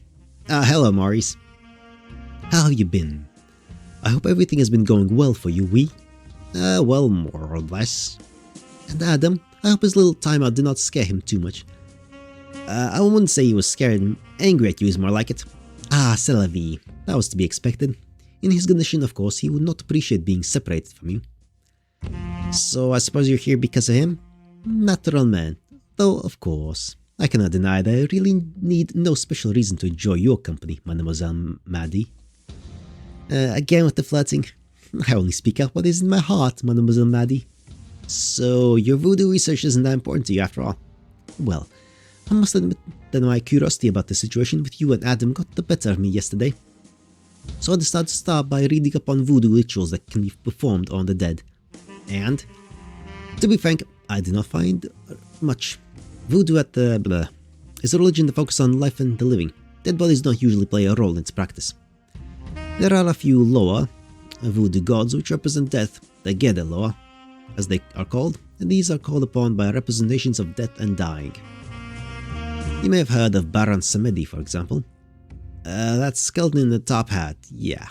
A proper ceremony for him involves a small coffin that is the center of the actual ritual. Sounds like a representation of death to me. It is. However, even Baron Samedi and the other Gede loa will not possess a dead body. They may possess the living, of course, like all loa, but never a dead host body. So you're saying you can't explain Adam? Ahaha, not so fast, Mademoiselle Maddie. The Gede loa never possess a dead body themselves. However, the Gede loa are said to be able to bring the souls of the dead back from the afterlife. And then, those souls can be bound to inanimate objects. For example, one might bind the soul of someone who was an enemy in life into a can filled with pebbles. And whenever you rattle the can, that soul is then tortured by the incessant sound of pebbles. That sounds not nice. Gede loa aren't supposed to be nice. Yeah, I believe that. The important thing, however, is that it is possible to use voodoo to bind the soul of a dead person to an inanimate object. And theoretically, that object could also be a dead body. You mean that is what may have happened to Adam?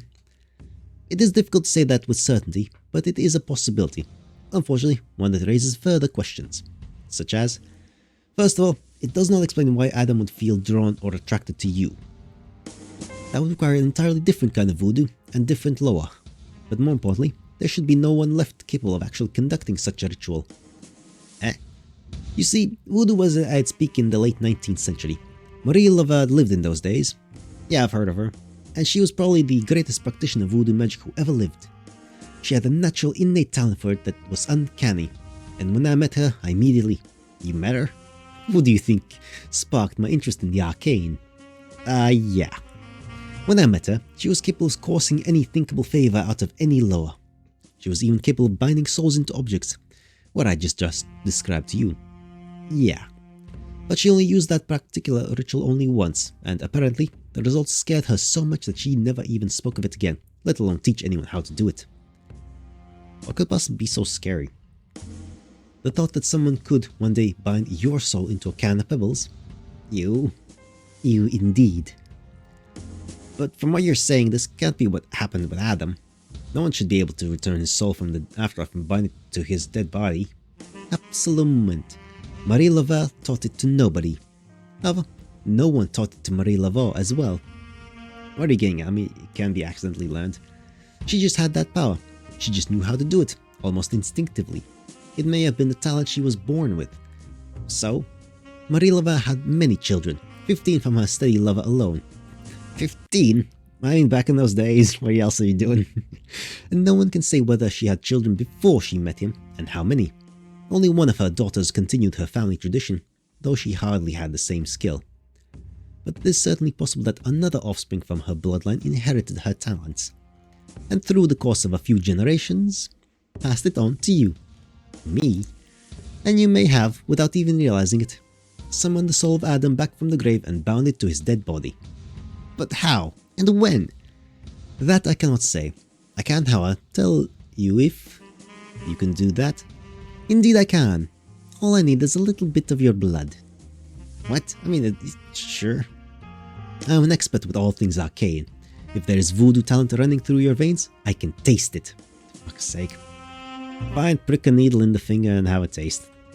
You're kidding. It's just some blood. It's not that big a deal. I wouldn't be kidding with something of this importance. You're suggesting I'll let you bite me. That would only be the easiest way, yes. However, if that is unacceptable to you, we may have find another method. Like just prick a finger and suck on that a little bit. Maurice? Please, Mademoiselle Maddie. I understand that this thought probably scares you, but remember, you agreed to help me in my research on Adam, and this is the best way you can give me. But my blood, I'm not sure. It's just blood. Who gives a shit? Although there's voodoo magic involved, so fucking probably does matter. Please trust me. I would never betray your trust. Well, this was a fine mess. So Maurice wanted my blood. But what he really wanted for was what he had claimed was something more sinister. We're already dealing with undead magic. It's about as sinister as it gets. I decided, fuck it. Fuck it. Let's give it the blood. It's just some blood. Fuck it. Well then, there's no other way. And so, you agree? Yes. Magnifique. Magnifique. Whatever. But, not here and not now. And not by biting me. Of course, any way you prefer it. That's more like what I want to hear from you. I will do my best to adhere to your wishes, Mademoiselle Maddie. And then meet me at my room later tonight. After I'm home, I'll try to arrange something. It's so easy, it's just a needle. Natural man, I will be there. And now I'm afraid I have other things to attend to. I understand. Adam, you cannot leave him alone for too long. Yeah, I'm starting to worry about him a little. Then go to him. I will visit you later tonight, as by your request. Thanks. Thank you, Mademoiselle Maddie. Sure. I suddenly hoped I hadn't made a mistake right now, but it felt like the best possible choice at that moment. I was an expert on vampires, but then again, who is? Not counting Buffy and the likes. With quite a few things on my mind, I returned to the park. However, when I arrived, someone seemed to be missing. You're back, Miss Mary. Where's Adam? You needn't worry, Mr. Adam just needed a bit of time for himself. He seemed a little shaken from, well, the news. So did he accept his, condition? Eventually, yeah. Took me a bit of explanation, though. Some Russians can be hard to swallow. Oh yeah, I agree. Miss Maddie? Nothing, just talking to myself. Yeah. So where is Adam right now? Don turned and pointed towards a church on the other side of the park. In a church? Yeah, I was surprised too. But that was literally the first thing that came to his mind once he accepted the truth. He didn't strike me as a man of the book before that. So he wouldn't be taking long and told me to wait here for him. And yes, I know I promised to look after him, but it felt wrong to not honor his wish. A man should not be kept from making peace with himself. I don't know, maybe I should go after him anyway. If you allow me a word of advice, Miss Madeline, Maddie, don't. I want to call her Madeline for some reason, I don't know why. Adam looked as though he wanted to be alone. I suppose that's the way he usually tackles hard times. He seems to be a bit of a lone wolf, if I may be so bold. On the other hand, Don was right. Adam was a bit of a lone wolf. If he actually entered the church, then what he did in there was his own private business. But on the other hand, Adam was probably very vulnerable right now. To me, he seemed to be a person very proud of his own strength and his independence, very certain of himself. If that suddenly was challenged by the revelation that he was now one of the Walking Dead, but was I really the right person to help him? I don't know. Church business, I'm gonna leave him alone. Those were the thoughts that went through my mind, and I came to the conclusion that, waiting for Adam was the best choice. Let's just wait. He told us to wait, let's just wait around.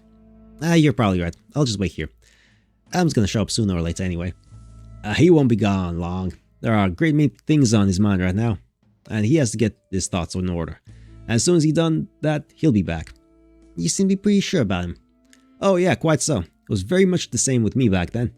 Oh, you mean back then when you, when I died, yes. Don't worry, Miss Maddie, I'm not offended by that. You're being so casual that he's had a century to deal with it. I suppose that what comes naturally for one's to go for almost a century. One no longer gets worked up over what one can't change. So initially, you did get worked up. Of course I did. I mean, who wouldn't? I was dead and still here, and naturally, that wasn't exactly pleasant. That means Adam? Don't worry, Miss Maddie. He'll have an easier time adapting than I had. He still has his body. Me, I tried reaching for doorknobs for an entire month before I eventually learned that passing through closed doors wasn't that bad after all. So you can't pass through solid objects. I can. Is it very difficult? Actually, it's not difficult at all. However, at first you don't really dare to. Uh-huh. You're always afraid of being bumping your head. Oh dear. And at first, you only try it out while closing your eyes, and it is still a very nasty feeling. Knowing that you're actually going through something solid. Must be very practical though. I wouldn't say the benefits outweigh the drawbacks. There are drawbacks? There's at least one. I cannot go far away from the university. It's like there's a chain that ties me to it. Oh. But that's not too bad really. At least I know where I belong. What? When I was still alive, I didn't really know. Why so? It's a bit of a long story if you don't mind. Nah, that's fine. I gotta wait for Adam anyway, so please, I'm listening. Thank you. I'll try to make it short. You must know that I'm from one of the oldest New Orleans families, on my mother's side. She was a devourer, and a devourer. I can't pronounce that fucking French words. Fuck you, French, you suck. Yeah, I lived here at least since the early 1800s. My father was a train engineer from Chicago. I remember grandpa always calling him Grease Monkey. And had my family still been what they were in the 1860s, he would have never allowed my mother to marry him. However, history hadn't been good to us. From what my mother told me, it took less than 20 years after the end of the Civil War for us to lose most of our former wealth. Ah, that's sad. Many of the old families in New Orleans suffered the same fate. Most of the Creoles and Negroes down there. There was much resentment against them after the Civil War. Yeah, but that would do downhill so quickly. Well, for me, it was a good thing. My parents would never had a chance to get together had my mother still been daughter to a rich house. When you look at that. In any case, my family still tried to bring me up well. I couldn't go to the same school as my mother had, as that school was not only open to white people, but I was homeschooled by grandpa. I did my best to live up to his expectations because whenever I disappointed him, he made sure my rear end would remember my failures. Oh dear. It wasn't as bad as it sounds. Grandpa was a good teacher, and I could read, write, and do math as well as the best other kids my age. The only thing I never really got the hang of was French, which annoyed Grandpa to no end. However, I did have a knack for all things technical, even early on. That was probably from my father's side. I was fascinated with all sorts of machines and engines. When I was 12, I really wanted to work on the railroad like my father. And I spent almost all my times watching the trains come in and leave, and I'd probably have ended up there had I not been almost run over by an automobile one day. It was one of the first cars ever to be seen around here, a moon limousine. I was immediately fascinated with that thing. It was so loud and so powerful and it looked so new. Not all like the steam trains of those days, right? Exactly. This thing here was the future. I knew that immediately when I saw it. And just as quickly as that, I decided I would be building these things one day. Of course, that was easier said than done. The motor was a brand new invention, nothing like the steam engine. There was hardly anybody who knew how it worked, and Grandpa definitely wasn't one of those people.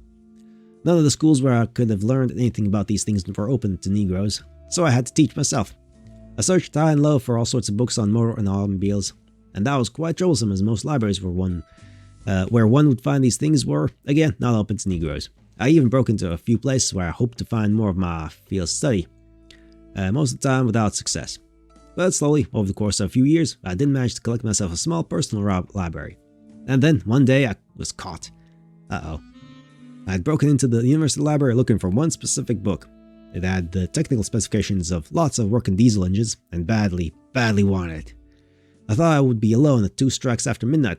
I was wrong. Someone else was just as enthusiastic about motor engines as I was, and that was Charles Binkins, one of the professors at the university at the time. Professor Binkins at first thought I had broken into the university looking for money or valuables. When I confessed I was looking for books on motor engines engineering even, he became curious, I suppose. Not surprising, I suppose. He started asking me questions about motors, about automobiles. He wanted to find out whether I was a fraud or whether my interest was genuine. He began with a few basics of engines and how they worked on cylinders and gasoline, and then he moved on to the actual mathematical formulas you need to design engines. When he found out how much I already knew on the matter, he was thrilled. He said that most of his students in their first semester weren't as far as I was, and he asked where I had gone to school. And when I told him that I had taught all this myself, he was getting almost ecstatic. Boy, he said, I knew that not all of that supremacist talk I get to hear every day can be true. But here's the living and breathing proof that a Negro has the capacity to study on the same level as a person of any other color. He took me under his wing, tutored me in the basics I was still missing, and now, when I was 19, he brought all his influence on the university to bear so that I would be allowed to study engineering, even though I was not white. That's fascinating. So you were the only black student at UNO at the time? There were 3 others, but there was plenty of money behind them, and the university had gladly accepted some major donations in exchange for allowing them to participate. But I was the only one who was actually under the tutelage of one of the professors. Now, to think that this happened back in the 1920s. Yeah, I was lucky. This was long before we started fighting for our rights. It's perfectly normal for the university to accept Negro students like us these days, but back then... could you please call us black instead? Yeah, of course, I apologize, Miss Maddie. The word has pejorative implications these days, don't it? Yeah, it's pretty much only used in hate speech, and hearing your name us that word. It's the word I grew up with, Miss Maddie, but you're right, I will try to avoid it. Thanks, Don. In any case, Professor Binkins suffered much enmity for his decision to foster my academic career. It was so much that he even left the university after I died. I hope this isn't one of those things you should never ask a ghost, but how did you die? Don't worry, Miss Maddie, I won't hold the question against you. Curiosity was what made me follow my path, so of course I respect curiosity in others. That's a relief. Unfortunately, that is a fact that I am unsure about myself. Huh? You don't know how you died? Yeah. But if you became a ghost, shouldn't you have, like, a moment where you leave your body and see yourself lying on the ground, or something like that? I don't know if it is like this for other people. My experience was a bit different. And if you don't mind, that delves into my personal matters a little too deeply. Sorry. However, as for the circumstance of my death, if you would like to know, yes, please tell me. I suspect that I died in an explosion caused by a motor I was working on. Okay. My graduate thesis was on how redesign the explosion chamber inside the motor so that the gasoline would burn more thoroughly. That way, a motor would both become more powerful and use less gasoline. From what I know, people are still trying to make engines more fuel efficient even today. Back then, if you wanted more power, you more or less made the motor bigger. I felt I was on to something important, and Professor Binkins urged me to develop that idea into a complete thesis. The last thing I remember is working on the model of the motor I had designed, preparing it for a test run, and then only blackness. Oh, so that's why you think it was due to an explosion. Yeah, I must have made a mistake somewhere, though probably not in my designs. Maybe the materials I used for the model were not of sufficient quality. Oh well, I suppose I'll never know. You sound as though that still bothers you. I mean, it would. Why not? Well, you know I'm a curious person. Knowing I will never find the answer to a certain question is quite bothersome to me. If you had a chance to find out, would you take it? Miss Maddie, what kind of question is that? Of course I would. What other mystery in this world would still matter to me? Yeah, I can relate to that. Now, one more thing. Yeah? You said you knew where you belong now. Ah, yeah. There I am, prattling on about my engineering achievements. And I forget to answer the question you originally asked me. Don't worry, it was quite interesting. In any case, to get to that point, as you can imagine, life as a black student here was quite challenging. Aside from Professor Binkins, none of the other staff really liked me. I also had a hard time making friends with the other students. Even my fellow black students considered me an upstart since my family was no longer rich and influential. And my father had been working on a train. However, when I was with my books and my motors, I felt at peace. And when I had the opportunity to present my findings to other people, I felt their respect for me grow. I probably became a little estranged to my own family since none of them really understood my fascination with technology of the future. To them, the best thing would have been turning the clock to the good old times. Of course, the good old times that never actually existed or weren't all that good. To me, the best thing would have been speeding up the clock so that I saw the advances in engineering more quickly. Professor Binkins became a second father to me. It was because of him that I found happiness here, at the university. And this is why I feel I belong here. I'm around to see what the future brings, in a way. My wish has been fulfilled, though a little differently than I thought it would be. And you're never sad about being a ghost. I do get melancholic at times, but you've got to be content with that what you have. And this is the motto I live by. Live in the metaphorical way, of course. Of course. Anyway, hi. Oh, hi Adam. Sorry, I didn't see you coming. How long have you been? A few minutes. Didn't want to interrupt you too. I hope you've been able to find peace you were looking for. Mostly. So is everything okay with you now? Yeah, I'm still dead though. Do you mind if I hang around your neighborhood tonight, Maddie? I think I need to stretch my legs a little. No, that's quite alright, just, don't you feel drawn to me anymore? I didn't say that. It's as bad as always. Okay. But I need to clear my head more than I need to be close to you right now. That makes sense to you? Sure, perfect sense. Truth be told, if I was in your situation, I don't know if I could keep my cool as good as you. Cool is my middle name. Now also my body temperature. Yeah. So you're able to joke about your current state, Mr. Adam. That's quite promising. Gallows humor, suppose. If you can see the bright side of your existence, then I'm quite confident you'll eventually make peace with your existence. You're on a good way, Mr. Adam. Whatever. Well, then I'll be going home now. Thanks for everything, Don. You're welcome. Everything? Don kept me company while I was waiting for you, Adam. Company, eh? Mr. Adam, I'm a ghost. I can't do much more than that. Yeah, probably. Good night to you two. See you in the morning, Maddie. Godspeed. I don't know. I can't keep consistent voices. Don't expect that from me ever. It's just, a few minutes later, I unlocked the door. After that sort of evening, it felt good to be back in the safety of my own room. Though, safety was probably a relative term considering the sort of visit I was expecting. Ah yes, hello Maurice. Bonsoir, Mademoiselle Maddie. What? Oh, over here. Do you have to do that? He's a vampire from the Renaissance era. Of course he has to do that. Come on now. No, I don't have to, but this is more fun this way it is. Fun for you maybe, and the audience. Which I am a part of. Pardon, ma chère. I was hoping a little jest would entertain you. You seemed a little tense when we met earlier. You're not going to get me relaxed by peering behind my back. Natural man, I understand. You agreed to helping me, and I respect that this will only happen on your own terms. Absolutely. So no neck biting, as I promised. Absolutely none. Unless you wish to bite my neck. Unless you wish to bite my neck. It is quite sensitive, you know. I enjoy a little nibbling in that certain spot, for fuck's sake, dude. Are we still talking about the same thing, Maurice? No, we're not. Not only if you want it to be the same thing, Mademoiselle Maddie. Do you? I think we should first take care of that other thing. The reason why you came here for? Naturellement. So I suppose you have something to draw blood in here? Look, any needle will do. Yeah, that wasn't one of my best days. I had insisted that Maurice didn't bite me, but among all the other things I had on my mind, I hadn't actually thought about whether another way to, well, donate blood. It's so simple, just prick your finger, it's that simple. The embarrassing thing was that I could have easily brought something suitable from the university.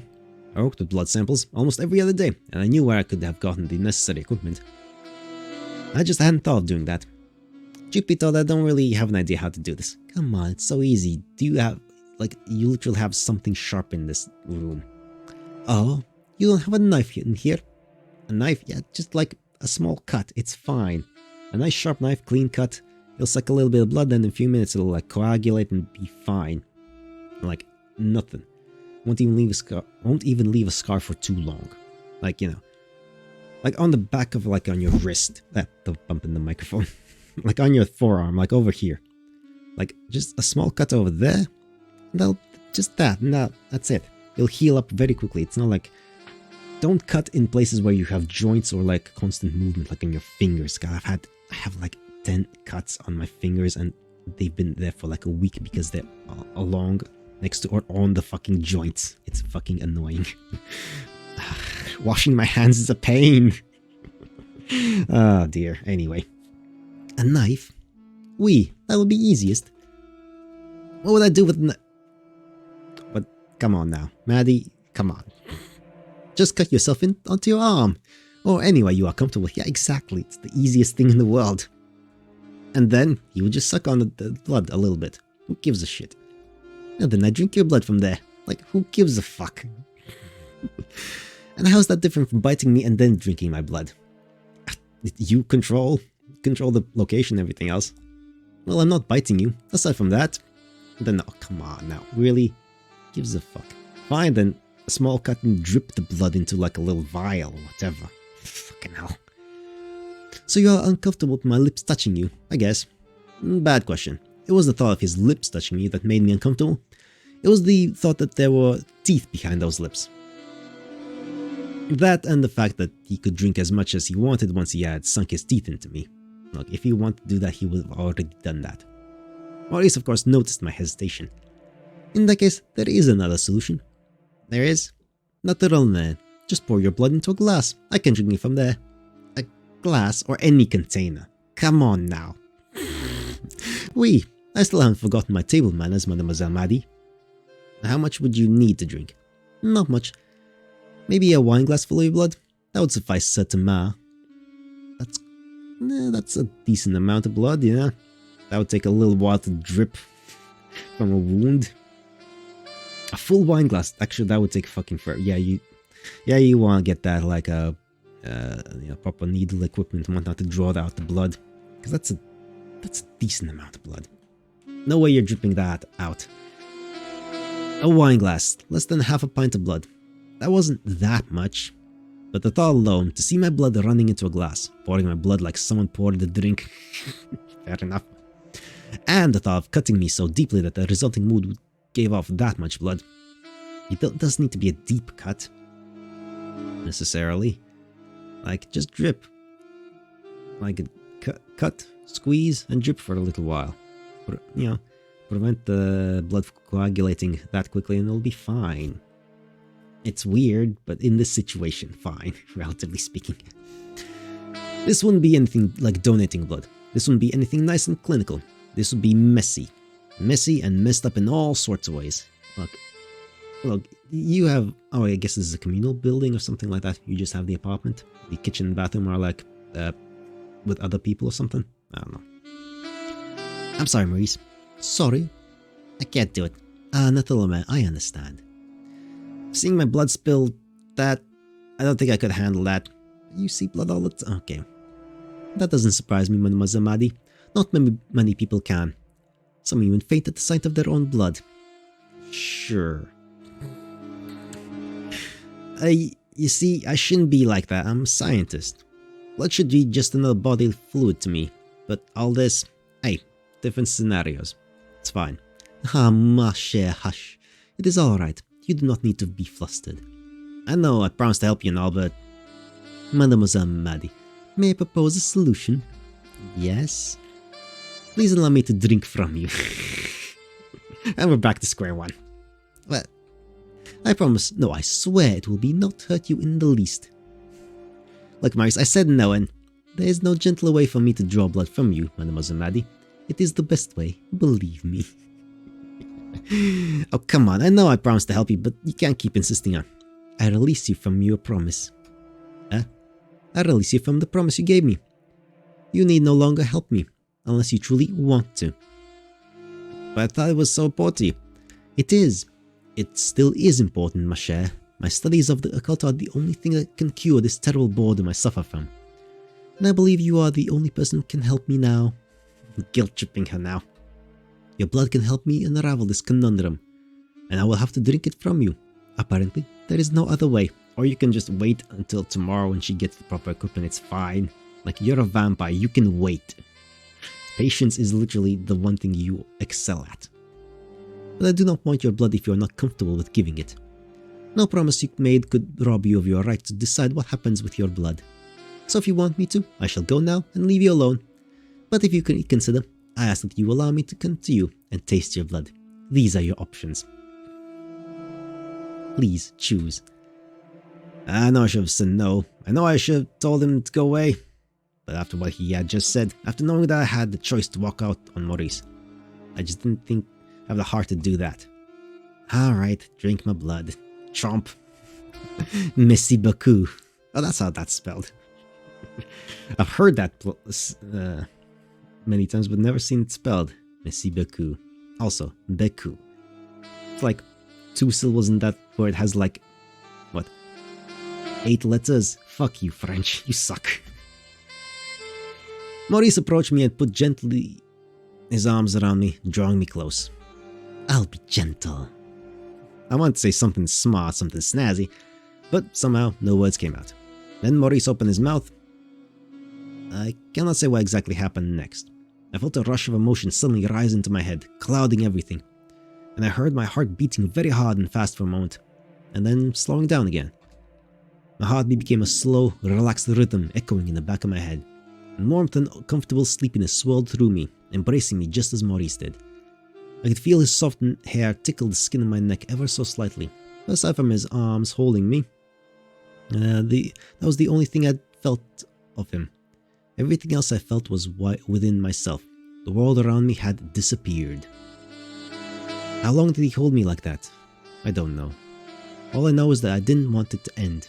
I wanted this feeling of comfort to last forever. Wanted to never give up this serenity again.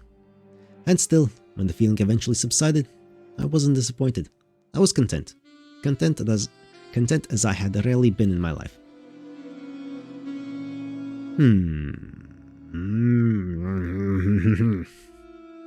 I was feeling very lightheaded, though I was slightly tipsy, but I had none of the numbness in my head that usually came to me when I drank. Was it good for you? I guess that line had come out unintentionally tacky, but I was so relaxed that I didn't even bother about that. It is strange. What's strange? I have tasted a lot of blood in my life. I know the taste each form of arcane power leaves behind. A great many different flavors of magic. And what's mine? There is none at all. And there was the cold shower. No magic, it's all science, baby. You reanimate him like with random junk. What? There is no magic within your blood. You are a perfectly healthy but also perfectly mundane young woman. But then, how could Adam? I don't know. All I know is that you are not the answer to that conundrum. Oh. Ma chère, I apologize for having drawn you into this. This must be a great disappointment to you. You expected me to provide explanations, and I have none. Ah, come on, it's not that bad. Merci beaucoup, I appreciate your kindness. However, I don't deserve it. You tried your best, and the idea you had should have worked. I've been trying for 2 centuries now, and I'm still not any close to the deeper mysteries of voodoo magic. I'm starting to think that maybe it's not for me. Would that be so bad? Oui, naturellement. What else could I do to cure myself of this terrible boredom I suffer from? I'm not sure I can follow you. Mademoiselle Maddie, of course you cannot. You are mortal. Your struggle is to achieve all you want to achieve before death finally catches up with you. My struggle is to find something to keep me occupied, to keep me from going insane with idleness. Why don't you just pick up another field of study then? I mean, science is advancing so quickly that it's become pretty much impossible to keep up with all that happens, even in one field. That is exactly the reason why I cannot follow that path. What is the point of studying anything if you already know you'll never be able to grasp it completely? What? Just the sake of advancing stuff. I was bored in time when there were still people who held all the knowledge the world had to offer. People like Colomb, like Mikar, people who could reasonably state they had achieved all there was to achieve. Well, that time is definitely over. Every day there are new discoveries published that anyone can even hope to read. Which is why I chose a field of study where I can be certain there will be nothing new under the moon. Fields of study where there are no further new discoveries. Just a bounty of arcane and forgotten knowledge. So that's why you're studying voodoo. Among other occult subjects. But I am already an expert on most others. Only voodoo escapes me as of yet. So that's why I came to New Orleans, right? We're the voodoo world capital, I suppose. I'm afraid I must correct you there. That will be Port-au-Prince in Haiti. Oh.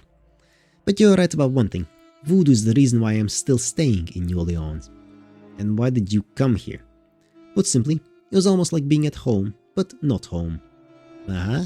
You see, I was born into a family of aristocrats. That was in 1780, in Marseilles, France, not Marseilles, Illinois. My parents emigrated to America in 1970 and took me with them. 1790 was a bad year to be an aristocrat in France because of the French Revolution. However, it was a good year to be French in America. Oh, why so? The French had assisted America in the Revolutionary War. Their ships had helped cut off British reinforcements, and the memory of the Battle of the Capes was still fresh. So we were welcomed in New York as friends. Even though our compatriots in Marseille would have liked to see all of us shorter by one head. So one revolution made it possible for you to escape from another. One could put it that way. Sadly, our flight from France had been under a bad star. My mother caught tuberculosis during the journey across the Atlantic Ocean, and she died 2 days before we arrived. Aww. And to make matters worse, she had been the one capable of speaking English. My father only knew a few words, and I had begun learning the language from my mother when I was 6. But I was only 9 back then, and I was far from fluent. Your English has definitely improved since then. He has the accent though. It had to, since French didn't really help us. We were able to find a few other expatriates from our homeland, but they weren't from well-connected circles. Fortunately, my father had managed to bring quite a bit of money with him, and we were able to buy ourselves a modest home. Unfortunately, we had only little ways to earn ourselves a living at first. My father eventually found employment with a small company specializing in trading with the old world. His knowledge of the needs and desires of the rich and well-bred were useful for that sort of business. Everything seemed to work out well until he got together with the wrong sort of people and, one day, was found shot dead near the harbour. I was 17 back then. So you had lost both your parents. That, and my father had considered it inappropriate for me to learn any profession below my station as a young nobleman. He still believed that the fall of the aristocracy in France was a little more than a fad, and that I would one day be able to return, taking back our lands. But you still managed to somehow get through all that. Well, I still had the money my father had earned, and if there was one thing he had taught me, it was how to handle money. So the first thing I did was visit the New York Stock and Exchange Board and invest as much of it I could possibly afford. You became an investor on the stock exchange? Even more, I became one of the first stockbrokers in the New World, and one with quite a bit of success, if I may say so. However, I was never really happy. With the revolution in France, I had lost all my possessions in my motherland, and with both my parents gone, I was without roots, so to say. New York was the place where I earned money, but it never became my home. It was too different from what I knew. Too, well, uncivilized would probably be an appropriate word. So imagine my joy when in 1803, Napoleon sold Louisiana to the United States. A former French colony, and one you could safely go to. Exactamente. And the place to be in Louisiana was La Nouvelle Orleans, as it was called back then. So it was already popular back then. It was one of the fastest growing communities in all of the Americas at that time, and offered unparalleled business opportunities, especially for the import and export of goods, the field of expertise my father had excelled at. Me, with a burning desire to make my father proud, was of course drawn there. I felt as though my true destiny would await me there, and it didn't take even a year for me to find out I was right. It was in 1804, on New Year's Eve, that my second mother, the vampire Babette Castellalo, found me and made me one of her kind. So that's how you died. It wasn't a death, it was being born into a new life. A life superior to my old one in all things. Length, opportunities, power. That meant giving up all your own, didn't it? It meant giving up the sun and the life of a trader, but in exchange, it gave me a freedom I had never had that before. Freedom to do whatever pleased me, beyond the limitations of any mortal man or beast. In a way, I had regained the status of an aristocrat, and thus regained what I had lost with our escape from France. Well, if you put it that way. The only thing I could not give me, however, was closure. With life eternal in my hands, what would I define as my goals? What would make me content to have achieved? It took me a long time to figure this question out, but eventually I arrived at a conclusion. Voodoo. Oui, among other things. I would study the occult.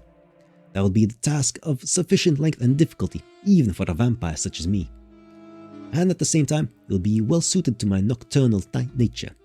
Occult knowledge and practices often thrive in the dark and shun the light of day, much as my kind does, so it was a good match. However, even though many things came easily to me, voodoo came not. Why is that? Unlike any other arcane power, voodoo is tied to life.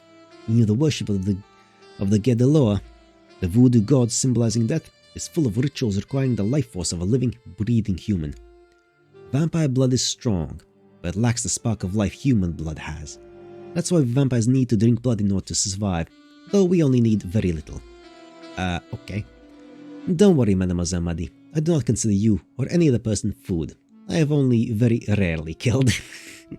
Shit. But if you have to drink blood to survive, remember how my kiss felt to you? Yes? Did it feel as though I would drink from you? No, not at all. It was not even uncomfortable. This is how it feels to everybody I kiss. So as long as I do not take too much from a single person, it isn't hard finding new people to sustain myself from. I thrive on the blood of others, yes, but I do not cause them pain or suffering, or any other sort of harm. And in return, they receive an experience most pleasant. Well, you're certainly right about that part. In any case, you now know why I study voodoo. It is the one arcane art that still eludes me. But voodoo requires living people, and that is where Adam comes into play. I understand. He's dead in a different way than you are, but still dead. And yet there is one force that animates his body and binds his soul. It appears to be the same kind of force that Marie Laveau was able to tap into. A force connecting both the living and the dead. If I fully understood how it worked, maybe the mysteries of voodoo would finally reveal themselves to me. And you were hoping to find some of that force in my blood. And as you now know, I failed. I was wrong about you. And I'm starting to think that maybe all of my research, those centuries I spent, have been in vain. Now come on, it certainly wasn't all in vain. I'm sure you've learned much more than any other single person has ever known about voodoo. And yet I cannot summon forth even the tiniest speck of voodoo magic. With all the might I have, I'm entirely powerless in that respect. Alright, now I'm starting to agree with you. That is kinda sad. I appreciate your sympathy, Mademoiselle Madi. Thank you for being such a patient listener. Merci beaucoup. Thank you, it was really fascinating learning all that about you. Sure. Getting exposition dumped. The entire... Here, let me give you my entire life story. You are still no closer to an answer to the conundrum with Adam following you than before. That's not true. Without you, I wouldn't even know that Adam's not really alive. You will have eventually figured that out yourself, Mademoiselle Madi. You're a smart young woman. I probably wouldn't have even considered the possibility of that. I mean, what do I know about voodoo? Next to nothing except for that what you see just wandering through the French Quarter. And half of that's probably on display to draw the attention of tourists. Make that all of it. True voodoo isn't practiced before the eyes of the uninitiated. And some of the deeper mysteries are truly frightening even to its practitioners. Such as, well, a good example might be this. While there are a few minor voodoo enchantments that can help someone win the love of another person, there's only one true ritual that causes someone to fall helplessly in love with one another person. And how's it go? I'm going to give you all the details of that ritual. But if it involves cutting out the heart of the person you want to fall in love. And what? And then putting it into a box. But I would kill that person. Oh no, the victim of such a ritual will still be very much alive, and the heart continues to beat. Davy Jones' locker type of thing. Situation, eh? But it's no longer inside the body. How would the blood circulation? It's voodoo magic. Come on now. Voodoo magic takes the place of the heart. And it is through this connection that the bond of life is formed between the victim of the ritual and the person who owns the box. That sounds unpleasant. Who would even want someone forced into love with him? Or her? If I knew that this sort of love wasn't real but the result of a voodoo ritual. You'd be surprised now how willing people are to overlook that slight problem.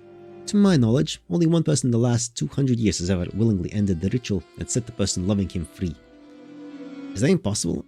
I mean, the victim's heart is cut. It's magic. Come on now, get with the program. It's magic. If the magic is somehow broken, wouldn't such a person just die then? Mademoiselle Madi, you underestimate how much voodoo draws its power from life itself. Of course, if you somehow destroy the heart of the box, the victim of the ritual will die. Yeah, I figured that much. But if the owner of the box willingly gives that box to the victim as a gift, and if the victim opens the box, that very instant will the heart return into the chest of the person it was taken from. That means the victim continues to live. I mean, they didn't die ever. And the effect of the ritual ends. That's so sweet, is it? It's just weird, it's magic. Unfortunately, the feelings of love caused by the ritual also end immediately. And that is usually the end of any sort of relationship between the two people involved. Now, the former victim suddenly realizes he's never been in love and feels betrayed by the other person. Unless he has truly fallen in love with the owner of the box. Now the story's getting romantic again. I don't need to mention that this sort of thing never ever happened, do I? That doesn't matter. It's possible for true love to come from something like this. That's good enough for me. Sure, from victim ritual performer, fucking words, to... never mind. Anyway, I see. So this is what you look for. The possibility of true love even against impossible odds. Impossible odds make it even better. I mean, that is true. With that attitude, Mademoiselle Madi, you would have fit well into the time when I was still human. People love these sorts of stories. They were played on all stages. They're quite popular even today. I'm reading one right now. But today they tend to have happy endings, and we both know how things rarely end that happily. Yeah, they rarely do. But here I am prattling on, and I should be out in the streets again. The night's still young, and there is much I can do. So, do you still need me for any of your research? No, not right now, ma chère. Alright then. But if you get curious about the state of my research, do not hesitate to find me. In the early evenings, I'm usually out in the streets, between here and the university. That's usually the hour when I go looking for something to drink. Okay. But really, come see me if you wish. I'm not hard to find. I tend to draw attention to myself, no shit. Then thanks again, Maurice. Au revoir, ma chère, and merci beaucoup again. Sure. With nothing else to do for the rest of the day, I decided to go to bed early. The day had been eventful enough, and Adam would be probably standing before my door in the morning. I needed to get some rest from all that weirdness around me. And that was as good time as it would get. Yes, as well. And let's end on that note as well, because good lord, that's I'm gonna do this in the back, and I'm gonna like create an account, save and things like that, and blah blah blah, and get back to what we are, and then return next time around. Anyway. Oh, that's wrong. Why are you doing that? No. Why are you capturing that? No, stop. Don't capture some random YouTube thing I have open in another docket.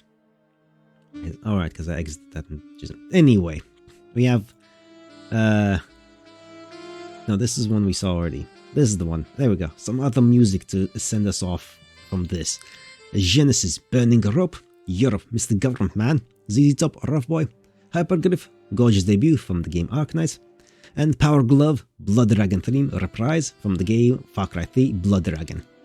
As always, these are randomized things, but all stuff in my library of music, so it's fun. I think it's good. It's good stuff. It's good stuff. Give it a listen if you want. It's a thing. I don't know. Expand your arsenal of music. I always do. Constantly. Regularly. I think that's the only thing I post these days on my like social media thing. Anyway, tata. For now, it's time for me to do background things. Goodbye. I'll see you in a few short moments. Hello there. Hi. It's been a little bit, but not from the perspective of the archive, so it doesn't really matter. Anyway, we're back to Romance is Dead. The visual novel about this young woman here, Madeline. Maddie, I think her last name was Washington. I don't know. It's on my end, it's been 6 weeks. I operate on a very different time scale than most other people, and that's fine. Anyway, she encountered a voodoo zombie who is, for some reason, tethered to her. A vampire from like the Renaissance era or something like that, from Victorian times. And a ghost from like the 1920s. And they learned... each of them are dumping their exposition backstories to her. And previously we left off on something. I don't really remember all that well. It's fine though. It's fine. Anyway, one thing that we do need to get back to is before we go back to reading the thing, we also need to do a little bit of a vocal exercise. Let's take this away. Let us read a little short story. 55. These still don't have any names. But anyway, inspired by a song. This one. A different song. Not a Dio song. A different one. Anyway, let's just read this, man. The rider came down on a cold summer evening. Lit cigar, fancy hat, and loaded 6-shooter made it clear. I'm an outsider here on business. Either help me or get out of the way. All got out his way. Rumor spreads quick in the frontier. Normally got a 1 in 3 chance of guessing right. Outlaw, ranger, or madman. Trimmed beard and fresh-looking jacket suggests the government man. Not much better than the band around these parts according to past encounters. Said he's looking for somebody we've seen. Another ride with a pack came through 2 nights ago. Headed for that hill over there. Plenty of abandoned mines all around after people came off the rush. He rode off after a stiff drink. Told us to stay up and prepare a few coffins. gave this madman a map of the area, and saw him off, expecting to stumble upon his corpse someday soon. In and out, the stranger stirred up quick talk that swiftly turned back to normal. An hour later, distant gunshots followed by a dreadful silence. Most of us locked ourselves in, waiting for the band to harass us about letting someone go after them. Hours passed by. Nobody came except the morning sun. Off to the stables I spot a figure approaching. Crazy bastard actually did it. Poor horse had dragged 5 bodies all the way over. I laughed when he asked where are the coffins. Then he got angry and started making them himself. No one offered to help, just watching in awe and confusion. Then, this time not even asking for anything, he started digging graves for each of his kills just outside town. Everyone was now looking at this spectacle. Just too easy, and why bother for these lowlifes? Finally, once evening arrived again, the stranger took out a Bible and a cross and gave individual sermons for the dead. Once the whole thing was over, coffins lay 6 feet under, he saddled his horse and rode away, leaving us none the wiser.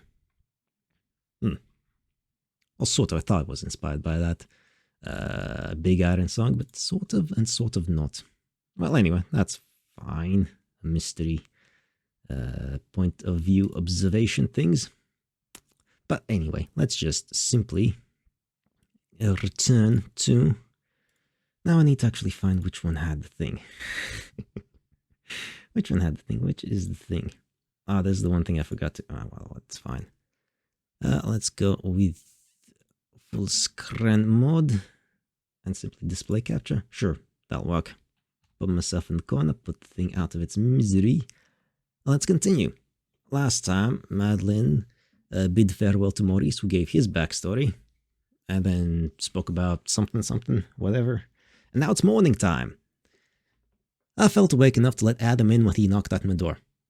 Adam, right. The zombie's name is Adam. I thought it was Jack or Jake, because he's like a 60s greaser, and that felt like the correct name, but no. Once I got back here, it's Adam. The ghost is Dan, and the vampire is Maurice. There's another character who's not relevant. Whatever. Anyway. Hey, Bean.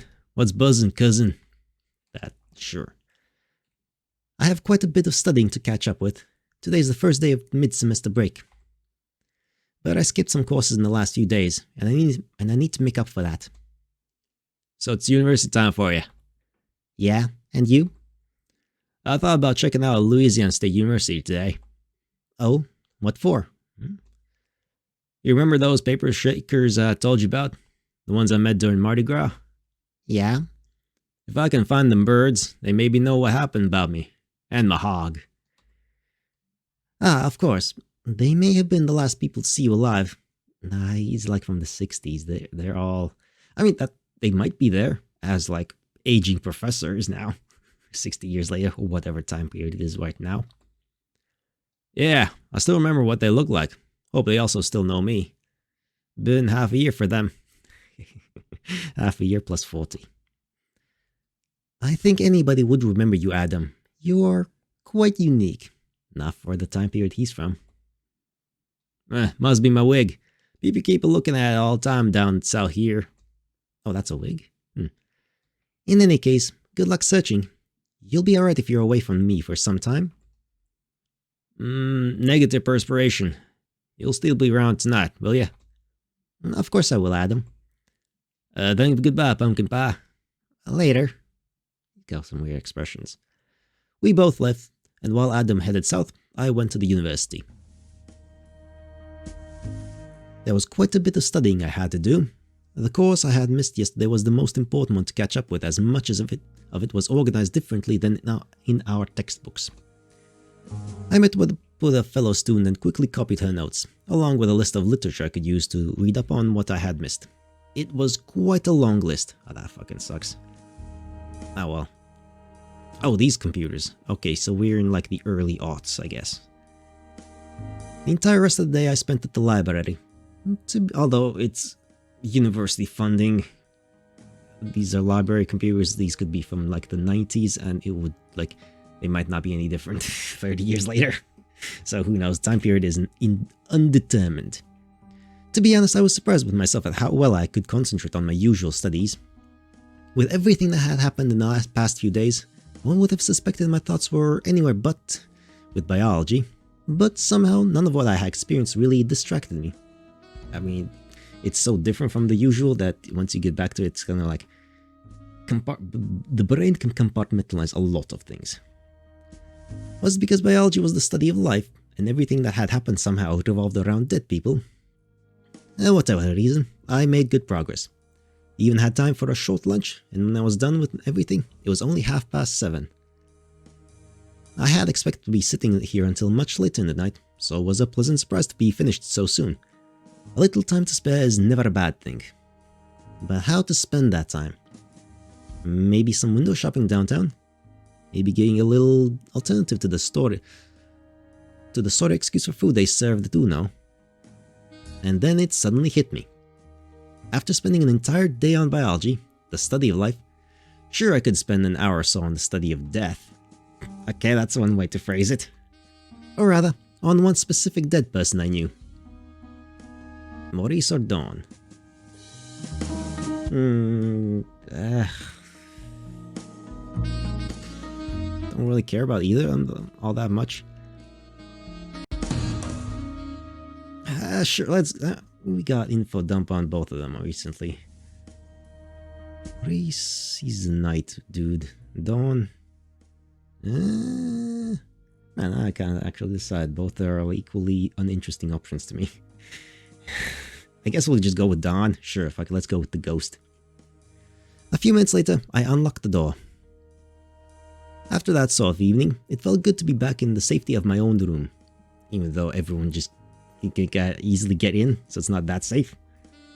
Though safely was probably a relative term considering the sort of visit I was expecting. Bonjour, Mademoiselle Maddie. What? Yeah, he can just get over. Yeah, over here. Do you have to do that? Look, he can, therefore, yes, he has to. He's a vampire. No, I don't have to. But isn't it more fun this way? It is. I agree. Fun for you, maybe. Pardon, ma chère. I was hoping a little jest would entertain you. You seemed a little tense when we met earlier. You're not going to get me relaxed by appearing behind my back. Naturalmente, I understand. You agreed to helping me, and I respect that this will only happen on your own terms. Absolutely. So no neck biting, as I promised. Absolutely none. Unless you wish to bite my neck. It is quite sensitive, you know. I enjoy a little nibbling in that certain spot. For fuck's sake. Are we still talking about the same thing, Maurice? No. Only if you want it to be the same thing, Mademoiselle Maddie. Do you? For fuck's sake, what a flat. I think we should first take care of that other thing. The reason why you came here for? Naturalmente. So I suppose you have something to draw blood in here? Yeah, that wasn't one of my best days. I had insisted that Maurice didn't bite me, but among all the other things I had on my mind, I hadn't actually thought about another way to, well, donate blood. The embarrassing thing was that I could have easily brought something suitable from the university. I worked with blood samples almost every other day, and I knew where I could have gotten necessary equipment. I just hadn't thought of doing that. It happens. Truth be told, I don't really have an idea how to do this. Oh, you don't have a knife in here? A knife? That would be easiest. What would I do with a knife? I feel like we've been through this conversation before. And I'm gonna have to cut something now out. Great. No. Alright. Oops, I hit the mic. More things to cut out.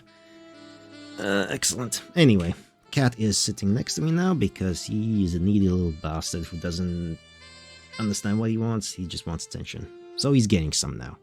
Wanna? Yeah? Yeah? Okay. Okay. Alright. What will I do with a knife? Just cut yourself into your arm, or wherever, anywhere you are comfortable with, which is nowhere. And then I drink your blood from there. And how's that different from biting me and then drinking my blood? Well, I'm not biting you, aside from that. Then no. I'm pretty sure we went through the scene already. So you're uncomfortable with my lips touching you? Bad question. It wasn't the thought of his lips touching me that made me uncomfortable. It was the thought that there were teeth behind those lips. I mean, there's teeth behind every lips. Well, most of them. That, and the fact that he could drink as much as he wanted once he had sunk his teeth into me. Maurice, of course, noticed my hesitation. In that case, there is another solution. There is. Naturalmente. Just pour your blood into a glass. I can drink it from there. Yeah, we've been through this conversation already. A glass? Oui. I still haven't forgotten my table manners, Mademoiselle Madi. How much would you need to drink? Not much. Maybe a wine glass full of your blood? That would suffice, Saint-Amand. A wine glass. Less than half a pint of blood. That wasn't too much. But the thought alone, to see my blood running into a glass, pouring my blood like someone poured a drink, and the thought of cutting me so deeply that the resulting wound gave off that much blood, this wouldn't be anything like donating blood. This wouldn't be anything nice and clinical. This would be messy. Messy and messed up in all sorts of ways. I'm sorry, Maurice. Sorry. I can't do it. Ah, naturalmente, I understand. Seeing my blood spill, I don't think I could handle that. That doesn't surprise me, Mademoiselle Madi. Not many people can. Some even faint at the sight of their own blood. You see, I shouldn't be like that. I'm a scientist. Blood should be just another bodily fluid to me. But all this... Hush, ma chère, hush. It is alright. You do not need to be flustered. I know I promised to help you and all, but... Mademoiselle Madi, may I propose a solution? Yes? Please allow me to drink from you. What?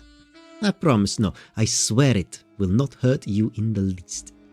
Look, Maurice, I said no, and there is no gentler way for me to draw blood from you, Mademoiselle Madi. It is the best way. Believe me.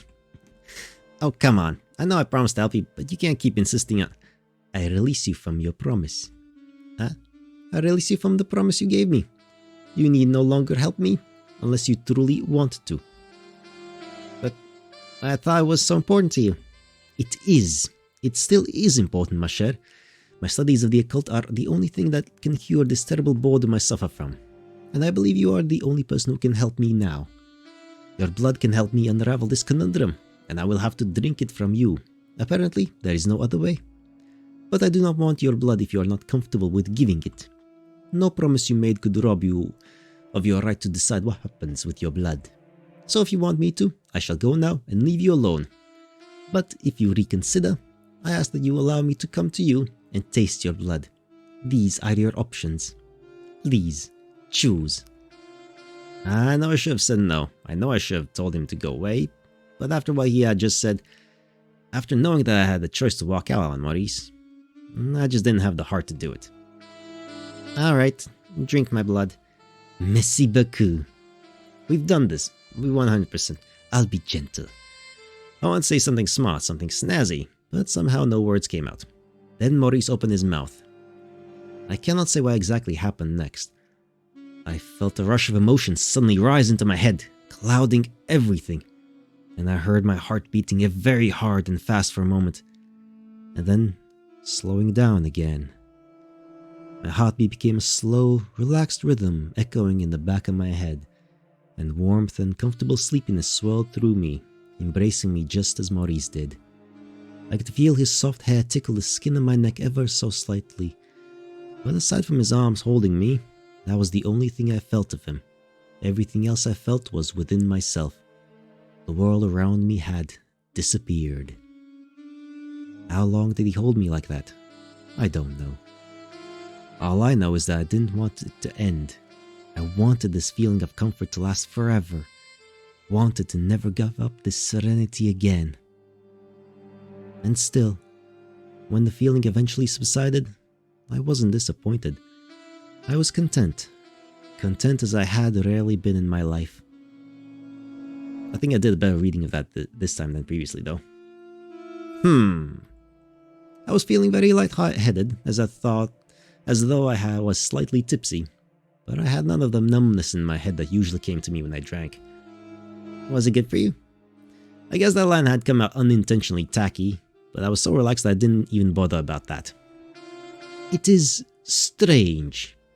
What's strange? I have tasted a lot of blood in my life. I know the tastes each form of arcane power leaves behind. There are a great many different flavors of magic. And what's mine? There is none at all. And there it was, the cold shower. What? There is no magic within your blood. You are a perfectly healthy, but also perfectly mundane, young woman. But then, how could Adam... I don't know. All I know is that you are not the answer to that conundrum. Oh. Ma chère, I apologize for having drawn into you this. This must be a great disappointment to you. You expected me to provide explanations, and I have none. Ah, come on, it's not that bad. Merci beaucoup, appreciate your kindness, however I don't deserve it. You tried your best and the idea you had should have worked. I've been trying for 2 centuries now, and I'm still not any closer to deeper mystery of voodoo magic. I'm starting to think that maybe it's not for me. Would that be so bad? Oui, naturalmente. What else could I do to cure myself of this terrible boredom I suffer from? I'm not sure I can follow you. Mademoiselle Madi, of course you cannot. You are mortal. Your struggle is to achieve all you want to achieve before death finally catches up with you. My struggle is to find something to keep me occupied, to keep me from going insane with idleness. Why don't you just pick up another field study then? I mean, science is advancing so quickly that it's become pretty much impossible to keep up with all that happens, even in one field. That is exactly the reason why I cannot follow that path. What is the point of studying anything if you already know you'll never be able to grasp it completely? I was born in a time when there were still people who held all the knowledge the world had to offer. People like Columbo, like Mccaw, people who could reasonably state they had achieved all there was to achieve. Well, that time is definitely over. Every day there are new discoveries published that anyone can even hope to read. Which is why I chose a field of study where I can be certain there will be nothing new under the moon. Fields of study where there are no further new discoveries. Just a bounty of arcane and forgotten knowledge. Ah, so that's why you're studying voodoo. Among other occult subjects, but I'm already an expert on most others. Only voodoo escapes me as of yet. So that's why you came to New Orleans, right? We're the voodoo capital, I suppose. I'm afraid I must correct you here. That will be Port-au-Prince in Haiti. Oh, but you're right about one thing.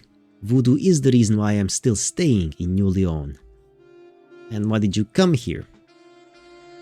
Put simply, it was almost like being at home, but not home.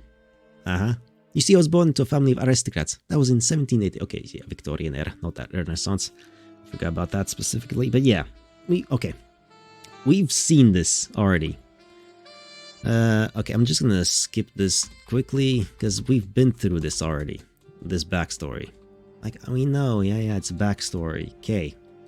It's a backstory. Blah, blah, blah, blah, blah, blah, blah. Can we get to... Well, we actually are new. Why did it go back to here, by the way? If this game is accidentally on a loop, because I know there's stuff broken on on Firefox, it doesn't work. But this is Edge. This should work better, right? Maybe. Anyway, we're gonna just quickly bounce through the backstory. Okay, this is where we left off last time. I'm not going to give you all the details of that ritual. But it involves cutting out the heart of the person you want to fall in love with.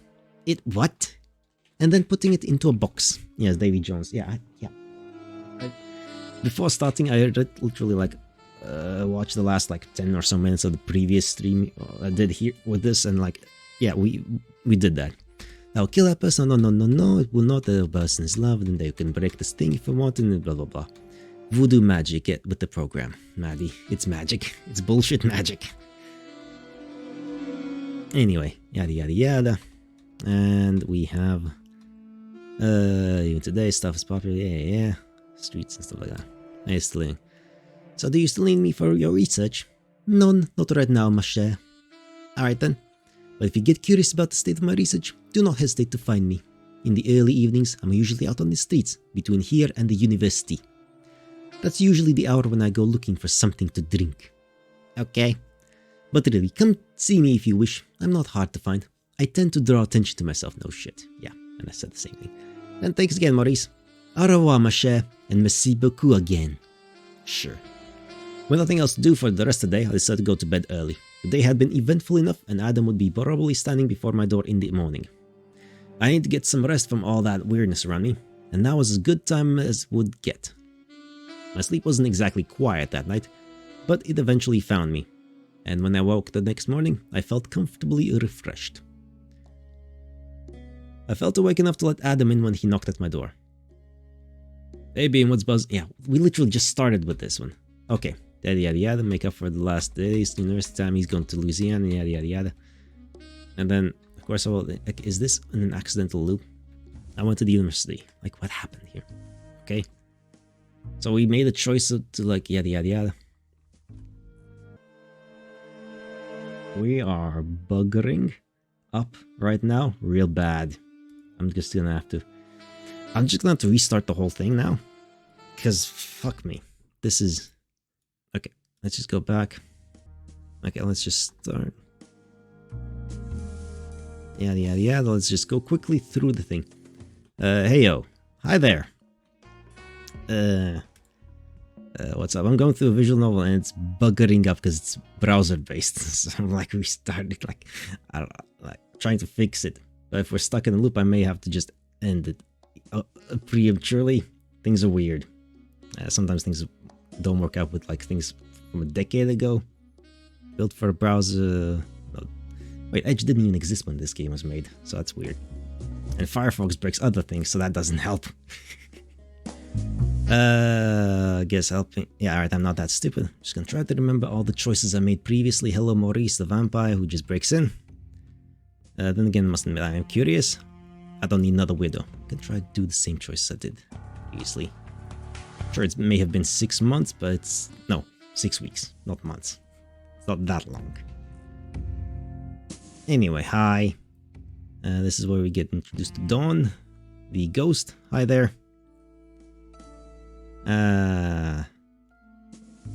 He's just being superstitious. He's just a ghost. Don't be superstitious about a vampire. It's fine. I can't deny it. It's fine.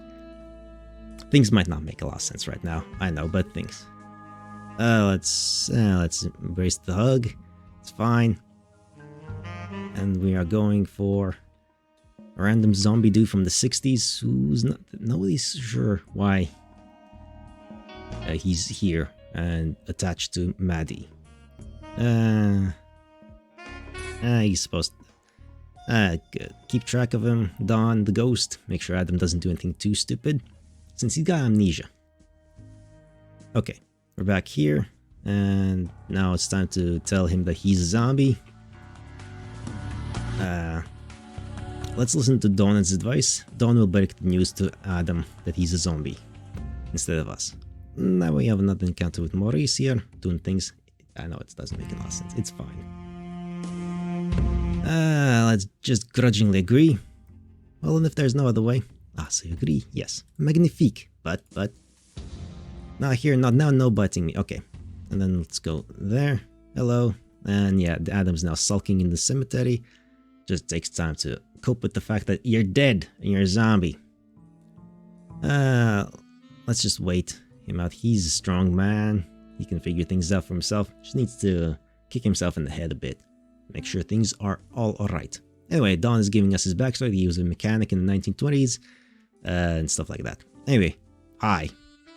And this is the scene that we got stuck on. Yeah, you can have the blood and all that jazz. Yada yada yada yada yada. And are we actually gonna get for it? And now we get his backstory. He's like an 1800s aristocrat vampire. It's fine. And he's like studying and trying to research everything and try to find meaning to his existence. Stave off idleness and boredom. Okay. Alright, let's see. He's gonna go to Louisiana to find some people that might know him. And we're going back to university to try and figure out, catch up with our regular day studies and stuff like that. So, let's try and investigate the... Okay, there we go. Fixed it. Just had to restart from the beginning. Anyway, Don's history really intrigued me. From what he had told me, he had been one of the only black students at UNO in his time. Suddenly there will be some documents that mentioned him. There probably should be.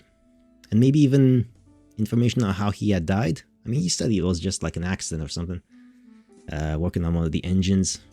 A 1920s engine. So no shit, it blew up and killed him. Yeah, that idea had me hooked. and I immediately opened up all I could find on the history of Uno. Suddenly someone like Don, a black man and an honor student in the 1920s, would be mentioned prominently. You would think so, but not necessarily. Also, it's America. But to my surprise, there was nothing in the official history. Just a short mention that from the late 1880s on, black students had generally not been allowed on campus due to strict Jim Crow legislation. With the civil rights movement in the 1960s though, wouldn't have someone dug out all the old documents and looked for information on who these black students had been? Pretty much every institution in the city was happy if they could dig out such anti-racism heroes. But the longer I looked, the clearer it became that there really was nothing on Don. His name didn't even appear in any of the alumni lists. But that wasn't surprising considering he hadn't completed his studies, but died before submitting his final thesis. Anyway, surely that man would have mentioned that one black student who had surprised him with his wits and understanding so much. God, I keep pressing the wrong buttons. I quickly looked for all publications from Professor Charles Binkins, and I found quite a few. To my surprise though, the latest scientific articles I could find from him were dated 1924. Had he stopped publishing after the death of his honor student? Don had mentioned Professor Binkins had left the university soon after whatever incident had happened, but why would he stop his research altogether? I broadened my search away from strictly scientific publications, and I finally found something. An improved explosion chamber for the gasoline engine, patent number 7824C at the US Patent Office at Alexandria, Virginia. Patent holder, Dr. Charles Binkins. Oh, that accent really took him. Alright, that did explain a few things. And a few more things clicked into place when I looked a little deeper into Charles Binkins. Instant employment at the Ford Motor Company, lead engineer from 1926 to 1944, retired a rich man. Died a content old man on his private ranch near Houston, Texas. That bastard. Professor Binkins had stolen Don's idea, made all evidence of his research disappear, and presented all concepts on the improved explosion chamber as his own invention. Well, that makes sense. And though I couldn't prove it from what I found, I strongly suspected that he was somehow even responsible for Don's death. Well, innocent until proven guilty. No wonder Don was now a ghost, bound to the university. The exploits of his life had been stolen by the one person he trusted most, the person he considered as close as his own father. And he didn't even know of the injustice that had been done to him. Well, that could be changed. And that would change. Now, okay, cool. I immediately walked to the park, the best place for talking to Don without attracting too much attention. Don, are you around? I had to wait for a few minutes until Don showed up. I thought I heard someone call him a name. Good evening, Miss Maddie. You still think it's a good evening, Don, but that's gonna change now. Alright. Miss Maddie, calm down. I've never seen you this agitated before. I have every reason to be agitated. I hope it's not something I did. No, it's something that was done to you. What? What are you talking about? I think I just found out why you died. You what? You found out what happened? No, but I think I found out why it happened. I don't think I can follow you. Then listen up. And then I related to Don what I had just found out. That there was no trace left of him ever studying at Uno, that his research had disappeared, and that the idea he had told me about, the thesis he had been writing, had turned up as a patent. Registered to his mentor, Professor Charles Binkins. But that's impossible. There must be a mistake. I wish there was a mistake, Don. After all you told me about you and Professor Binkins, I really wish that all wasn't true. But it is true. I've seen the patent. Don, he stole your idea. And he became rich because of it. Oh, no. Why? Why would he do something like this? He had been so good to me, all the time. I know why. You do? I mean, it's basic greed, that's just how it works. Because you're black. You were inferior to him. But he never treated me like that. Because he knew you were smarter than he was. That you had the greater skills, that he could profit from your intelligence. And when he saw a chance to finally reap the profits, that's what he did. You think he even killed me? That's a stretch. You need to prove that. I'm not sure about that, but he never even mentioned you in any of his publications, not even once. If he really cared about you, why would he have completely omitted you from any of his writings? Face it, Don. You've been used, and then you've been murdered. That's why you're still here. That son of a... sorry I ruined your good opinion of your mentor, but I had to tell you the truth. I'm gonna kill... Well, he's been dead for like 60 years. Well, I don't think he'll have much chance to do that. He's dead already. Died on his ranch in Texas. He bought a ranch in Texas with the money he got from stealing my thesis idea. I'm afraid so. That was getting seriously angry, and I was suddenly not so sure whether it had been a good idea to tell him about Professor Binkins. Then I'm gonna smash that ranch, and I'll smash it. Easy, Don, easy. Of course you're angry. I was angry too when I found out, but there's no reason to smash anything. Oh yeah? And even if there was, you can't leave the university. How are you going to smash a ranch in Texas? Don swung around and looked at me with great anger in his eyes. And then all of a sudden, his anger seemed to fade away. Uh-oh. He's a ghost. He can possess you, can't he? I mean, he's smart, isn't he? You know what, Miss Maddie? You're right. I definitely can't smash a ranch in Texas. That is entirely out of the question. Not only would it be impossible, it would also be unbecoming of me. I decided to accept this existence a long time ago. And while it is certainly sad to learn that it may be due to the same man I always looked up to, this new knowledge changes nothing. I mean, yeah, facts on the ground don't change.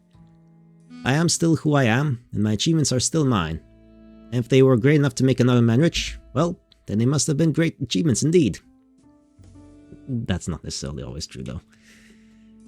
So you're saying this doesn't bother you? I mean, it did for a second, but you know, it does bother me, Miss Maddie. I'd be lying to say that it doesn't, but I will be able to cope with this. I've already been able to cope with my own death, and the fact that I am a ghost, and bound to the university. Yeah, that's quite a few things. Someone stealing your ideas and making profit off of them is kind of low on the priority list. A development such as this cannot shake me. Are you certain? You looked pretty shaken just now. I was, but it's over now. I'm better. Cool. You sure? Most certainly, Miss Maddie. Thank you for your concern.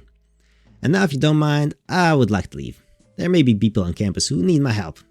Yeah, sure. Go if you want to. Goodbye, Miss Maddie. He's definitely gonna possess someone and go to Texas. Okay, something was not right there.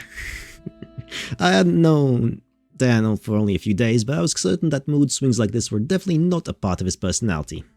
That's a bit of a stretch to make assumptions like that, but I'm making assumptions as well. In fact, I was pretty sure that knowing his own mentor had betrayed him like that was more than just a bother to him.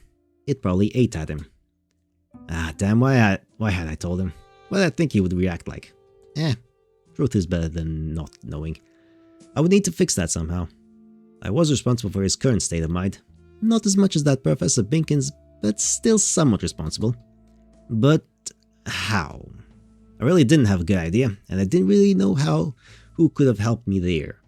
Maybe Maurice, but Don didn't really like Maurice. He wouldn't have wanted me to ask him.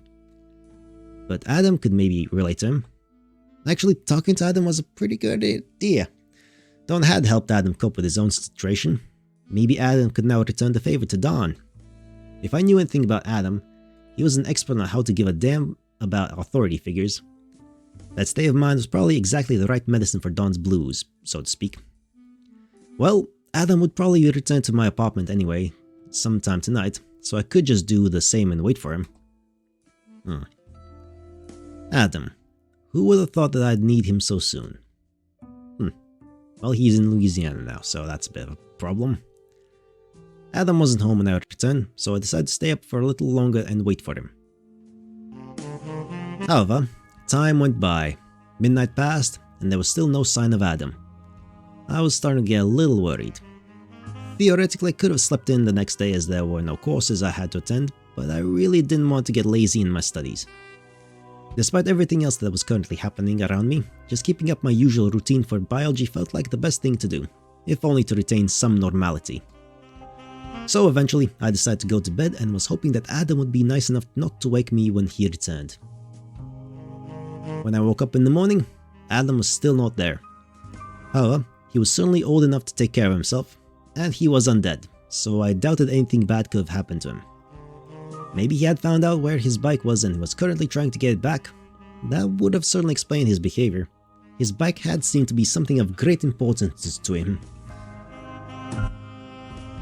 In any case, I had other problems right now.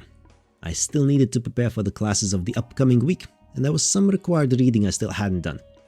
Plus a strand of DNA I had to extract from bacteria culture for another course. Reading came first, and I sat down in one of the seminar rooms. There were only a few other students in here, so I could get some quality reading time. One of my professors required everybody to always stay in touch with the latest state of research, so a good part of our learning was studying scientific papers and magazines. Many of these were published monthly, but there were so many publications that you still had to read a lot, skimming the parts that weren't relevant to your current topics, but still picking up on all that mattered to your courses. It took me an entire morning to get that part done. In the afternoon, I would switch to the standard literature I had to freshen up on. Lots of studying. During noon, I grabbed a quick bite and got some fresh air. It really cleared my head after all this reading. I was just about to return to the seminar room when I overheard a conversation. Someone got possessed. What? The entire lab? I tell you, must have been one hell of an explosion. Test tubes smashed to bits, furniture thrown apart. But I didn't hear anything. That's the creepy thing. No one heard anything. If there was a gas explosion last night. And that's the other creeping thing. The caretaker swears the biology labs were still in perfect order just this morning. It must have happened somewhere after 7:30. Whoa, that's spooky. What if there's a poltergeist? There is. Poltergeist? At the biology labs? Don't be ridiculous. Where else would the poltergeist be? It is getting close to Halloween. And, you know, that's the time when the spirits come out. Yeah, right. The spirit of Uno. As if this place even has spirit. The biology lab's damaged. By an explosion no one could hear. Maybe caused by poltergeist. I didn't know of any poltergeists at Uno, but I did know of one ghost. I had to find out if there was anything to this. Obviously there is. I quickly went down to the biology labs. If there had been any sort of damage, they were probably closed for today, but I had the keys to check them out. When I arrived, at first it didn't seem that bad, but then I noticed that someone had already done a bit of cleaning up, probably the caretaker. But one of the shelves was missing its glass door, and there were no test tubes or flasks anywhere, and if you looked closely, you could still see a few small glass shards on the floor. It couldn't have been an explosion though. There were no burn marks anywhere, and I didn't think anything inside here would explode without being set on fire. But could this have been Dawn's doing? Only one way to find out. Dawn, are you around? Ah, Miss Mary, I see you. You're looking for me at an unusual hour. You also seem to be a little more baffled than usual. How can I help you? I thought you were invisible during the daytime. Yeah, that's what I thought too. So imagine my surprise when I found out that I am not. How'd you find that out? Did someone see you? No, I just passed by the window this morning and noted that even though the sun was up, I suddenly had a reflection. But aside from that, is everything alright with you? Certainly, Miss Maddie. I feel perfectly alright. Why do you ask? I don't know, I suppose I was just worried about you. There's no reason to be worried about me, but still, thank you for your kind concern. Alright, I probably couldn't do this subtly, so yeah, let's just go with the... Dawn, do you have anything to do with what happened in this room? No, Miss Maddie, I don't. I found it in this very condition just this morning. Are you sure? I mean, if he's decided to lie, he'll lie. Very much so. What makes you think I could have anything to do with it? Well, it's only a hunch, but you were very angry, you know, last night. Thief! But you needn't worry about that, Miss Maddie. As I told you, I've already gotten over it. Ma, you look positively spooked. What happened? You just now. What? What just now? Tom, what's happening to you? Nothing's happening to me. Believe me, I have made peace with my past. Are you certain? Because right now and also yesterday you seemed, well... Betrayer! I'm perfectly at ease with myself. Okay, so he's lost his mind now. Or he's just messing with her. I don't know. I'm perfectly at ease with myself and my place in this world. Are you certain that you don't need my help? Miss Maddie, you look, if you allow me the slightest jest, as though you have seen a ghost. Don, if you don't mind, I think I need to be going now. Oh, already? Yeah, I've got a bit of reading to do, you know. I do not want to keep you from your studies. Have a nice day, Miss Maddie, and thank you for dropping by. Thank you too, Don. I hurried out of the labs as quickly as I could. Alright, bye, Don. Go cause some havoc. Alright, this was bad. This was really bad. Something was happening with Don, and I was certain that it was nothing good. He kept on telling me that he felt alright, but it was easy to see that he definitely was not. The knowledge that he had been betrayed by his mentor, that he had probably done something to him, I had no idea what it was, but it was affecting him somehow, causing him to change. I was more than sure that it had been him who had run amok inside the biology labs. And from the looks of it, he didn't even know that something was happening to him. But what could I do? It was probably because of me that he was in this state, because I had told him about Professor Binkins. I couldn't just take that back. But I couldn't just do nothing either. I felt responsible for Don, and I had to find a way of helping him. I cared for him too much to just leave him to himself. Why do things always have to become so complicated? Well, you're dealing with ghosts and vampires and voodoo zombies. Of course, it's not going to be that simple. I returned to the seminar room and continued with my reading. Not that I could concentrate much, but I couldn't just sit around brooding about a solution to Don's apparent problem, not without even knowing what exactly his problem was. Don had denied that he was in any way troubled by the knowledge about what his mentor had done, and strangely, it felt as though he believed that himself. So that meant that it probably plagued him on a subconscious level, and I wasn't really an expert on that. But where do you find a therapist who specializes on ghosts with anger issues? I mean, Maurice, he can know stuff.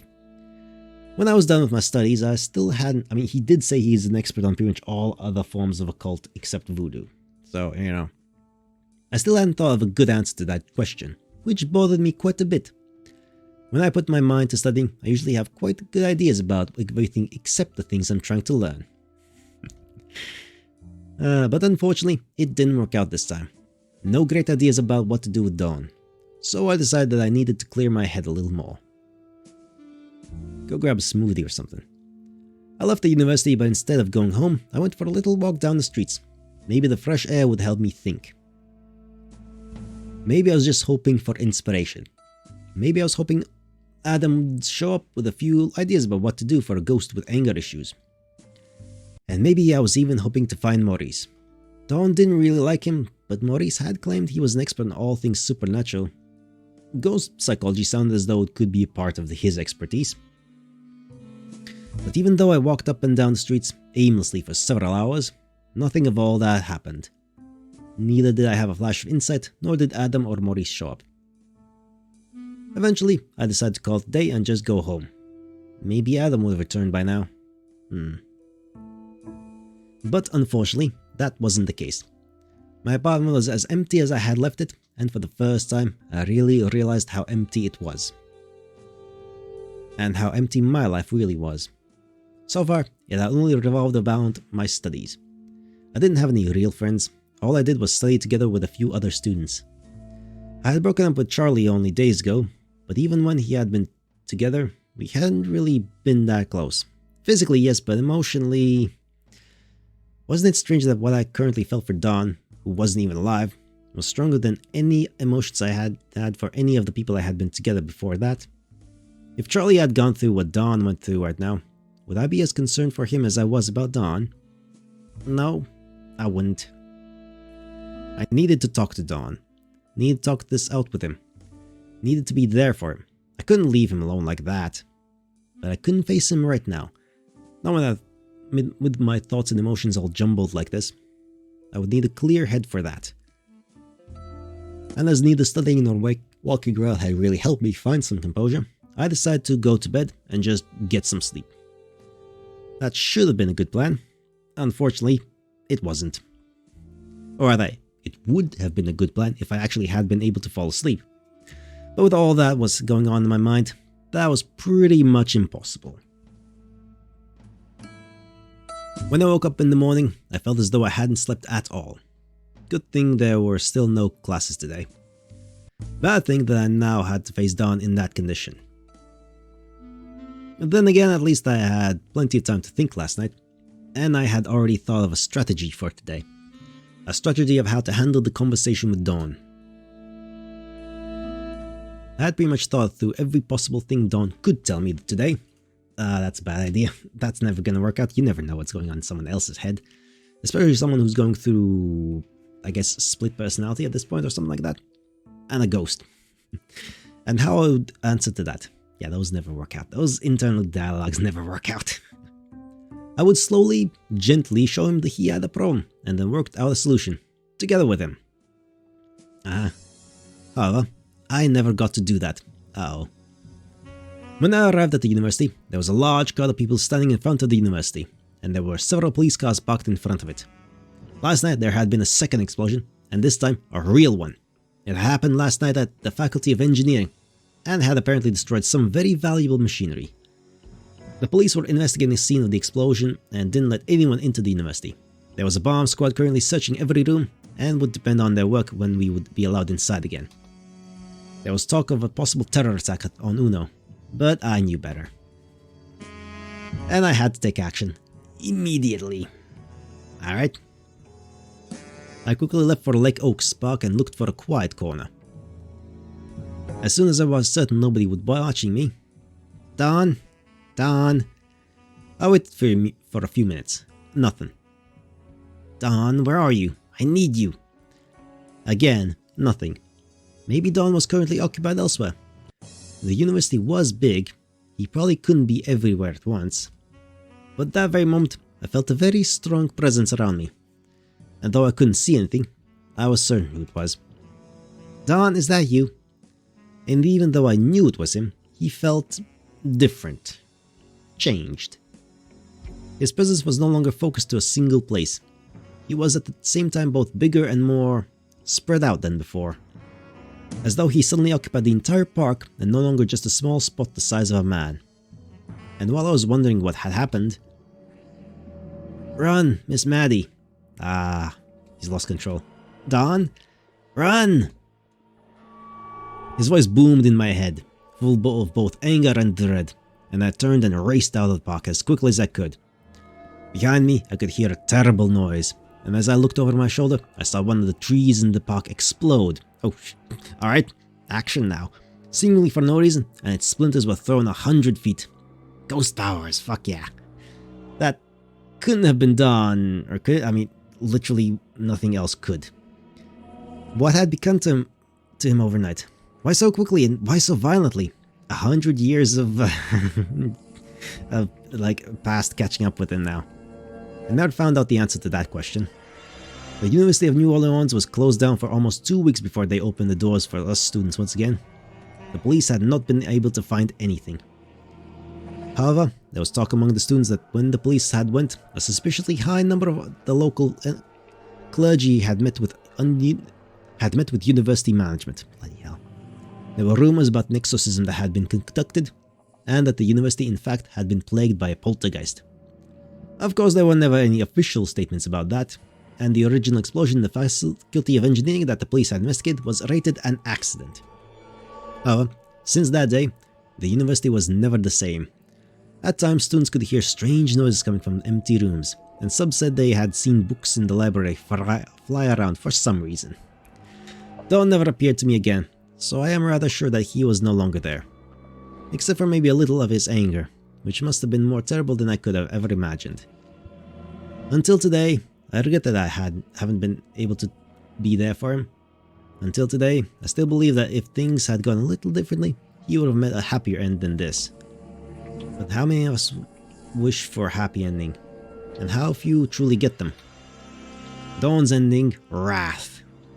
Romance is dead. Written and programmed by Tailweaver. User interface by Lucha Jumble. Character by Card Queen. All music written and performed by Summer of Jazz Street, except for Amazing Grace performed by Orleans Little Song. One Horse Town written and performed by 57 Jack Braves. Halloween Blues written and performed by Triumviral. Background art created by Dynamic Auto Painter from images provided by the following deviant artists: Cyril Stock, Emo Muffin Stock, Stuart Steve, John M. Kimmins, Apolloid, Clandestine Stock, Iron Mountain, Lunan NYX Stock, Wild Raven, Limited Vision Stock, Rube Dorequiem. Never Take My Stock, Pedialaya Stock, Night Stock, Anna Willems, Winterbright, Mythgariel Stock. Bloody hell.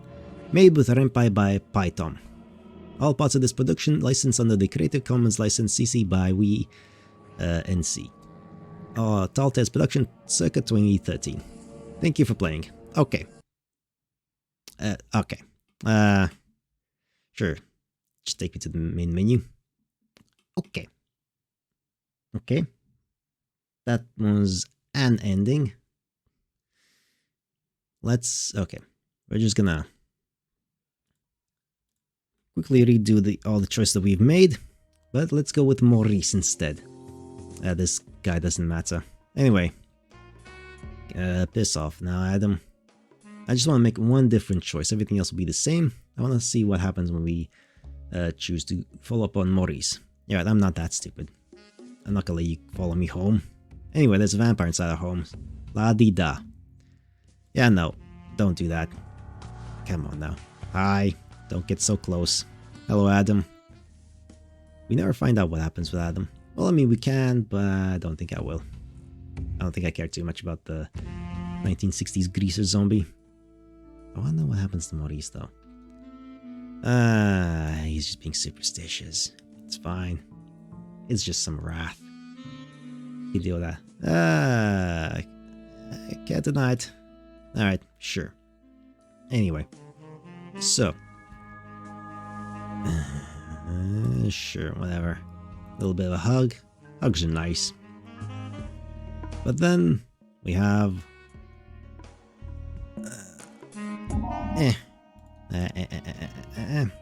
ghosts are watching. And it's always weird when ghosts are watching. You never know when ghosts are watching you. It'd be best to know, but you can't know. But that's fine. Let's listen to his advice. It's fine. Let him hash it out. Hello, Maurice. Once again. You talking about things. It's fine. Let's just agree. We can give him some blood and then we can go all things. Yeah. Let's just wait for Adam. All these choices I make just feel more natural to me. Generally speaking. Just let him hash it out in his own brain. It's fine. Yeah, we get his backstory and everything else. And I cope with the idea that I'm dead, sort of, more or less. But anyway. Get some blood in there. Get that blood. And then let's go and learn more about you afterwards. The next day as well. God, they do talk a lot. That's why, yeah, big exposition dumps. I went through these once and I'm not going to go through them again, though. Yeah, hi. Goodbye. Anyway, let's investigate Maurice. What Maurice had told me about voodoo that had really sparked my interest in the matter. I knew so little about it. Maybe I could find some information relevant to his studies. He had mentioned that one love ritual. It had sounded really shocking, the whole matter with cutting out someone's heart. If I started with that, maybe there was more. There's plenty of movies about that kind of stuff. Or related things. I sat down at the computer and started googling several combinations of heart, cutout, ritual and voodoo, hoping that this would lead me somewhere. You would need to look for it in like foreign languages. Also hoping that no one was monitoring internet access from these computers at the moment, because I really wouldn't have been able to answer the questions what I was doing here. That's easy. You're writing a fictional novel. That's the easiest thing in the world to answer why you have a weird search history. I'm writing fiction, okay? It's like that excuses anything, basically. It really does, though. I learned about like planetary like orbits of like Jupiter's moons or stuff like that for like a little thing I wrote. Cause like, you have some weird like not asymmetric, but like some of them have really weird orbits. Actually, it's quite fascinating. Anyway, it's been a while since I did that, and I've already forgotten. As expected, a few links to descriptions of voodoo practices turned up. Most of these were from sites collecting all sorts of bizarre and twisted things. or from obvious goth posers. A few linked voodoo rituals to the worship of Satan, as if even I knew that there was no real connection between the two of them. Some voodoo circles had incorporated the worship of Catholic saints into their ceremonies, mostly so that their practitioners could still go to church with good conscience, but there was nothing satanic about voodoo in itself. Unfortunately, my research didn't really turn up anything that I thought Maurice would consider interesting, or even new. I had no idea how comfortable someone as old as him was with using the internet, but none of what I had found seemed important enough to bother him with. He's probably the original source for a lot of those things.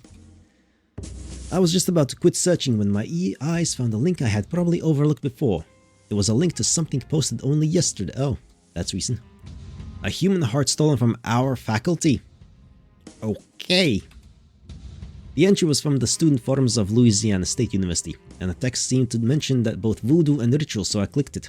Oh, that will be Adam's heart. And was utterly shocked at what I found. Hey, just heard a rumor that this drug addict who broke into the lab stole a human heart from there. Is that true?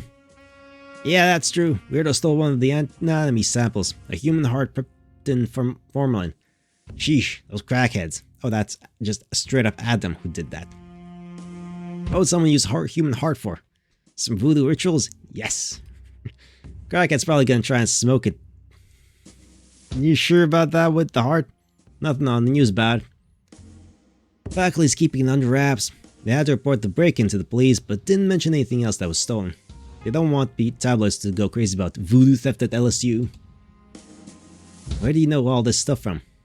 I'm the IT support in charge of our surveillance cameras. I even got a shot of the guy who did it. Big Sur didn't happen.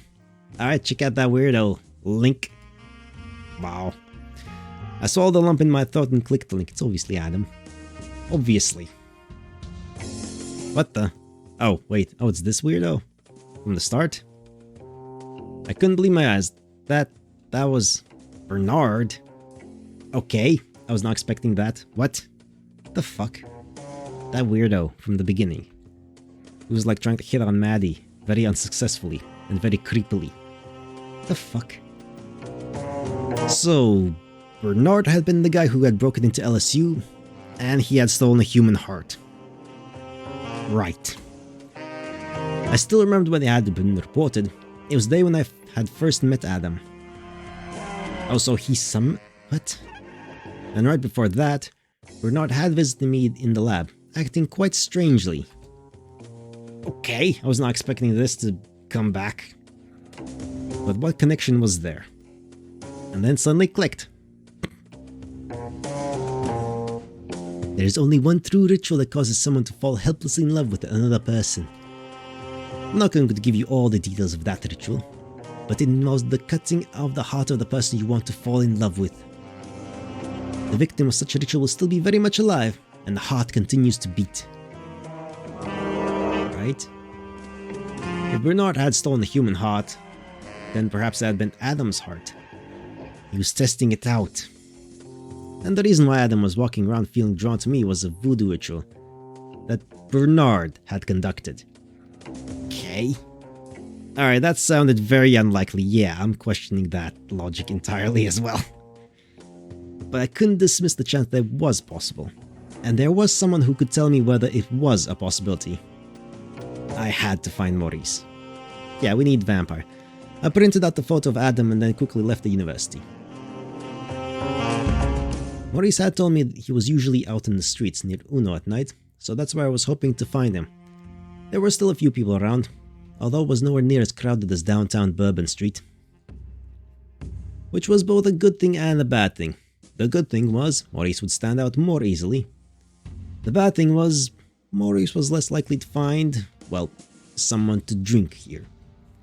And if he got thirsty and left for another part of the city, then I wouldn't have had much chance of finding him. Never mind. But I was lucky. Shortly after I had started to look, I found him. Hi, Maurice. Well, that was convenient.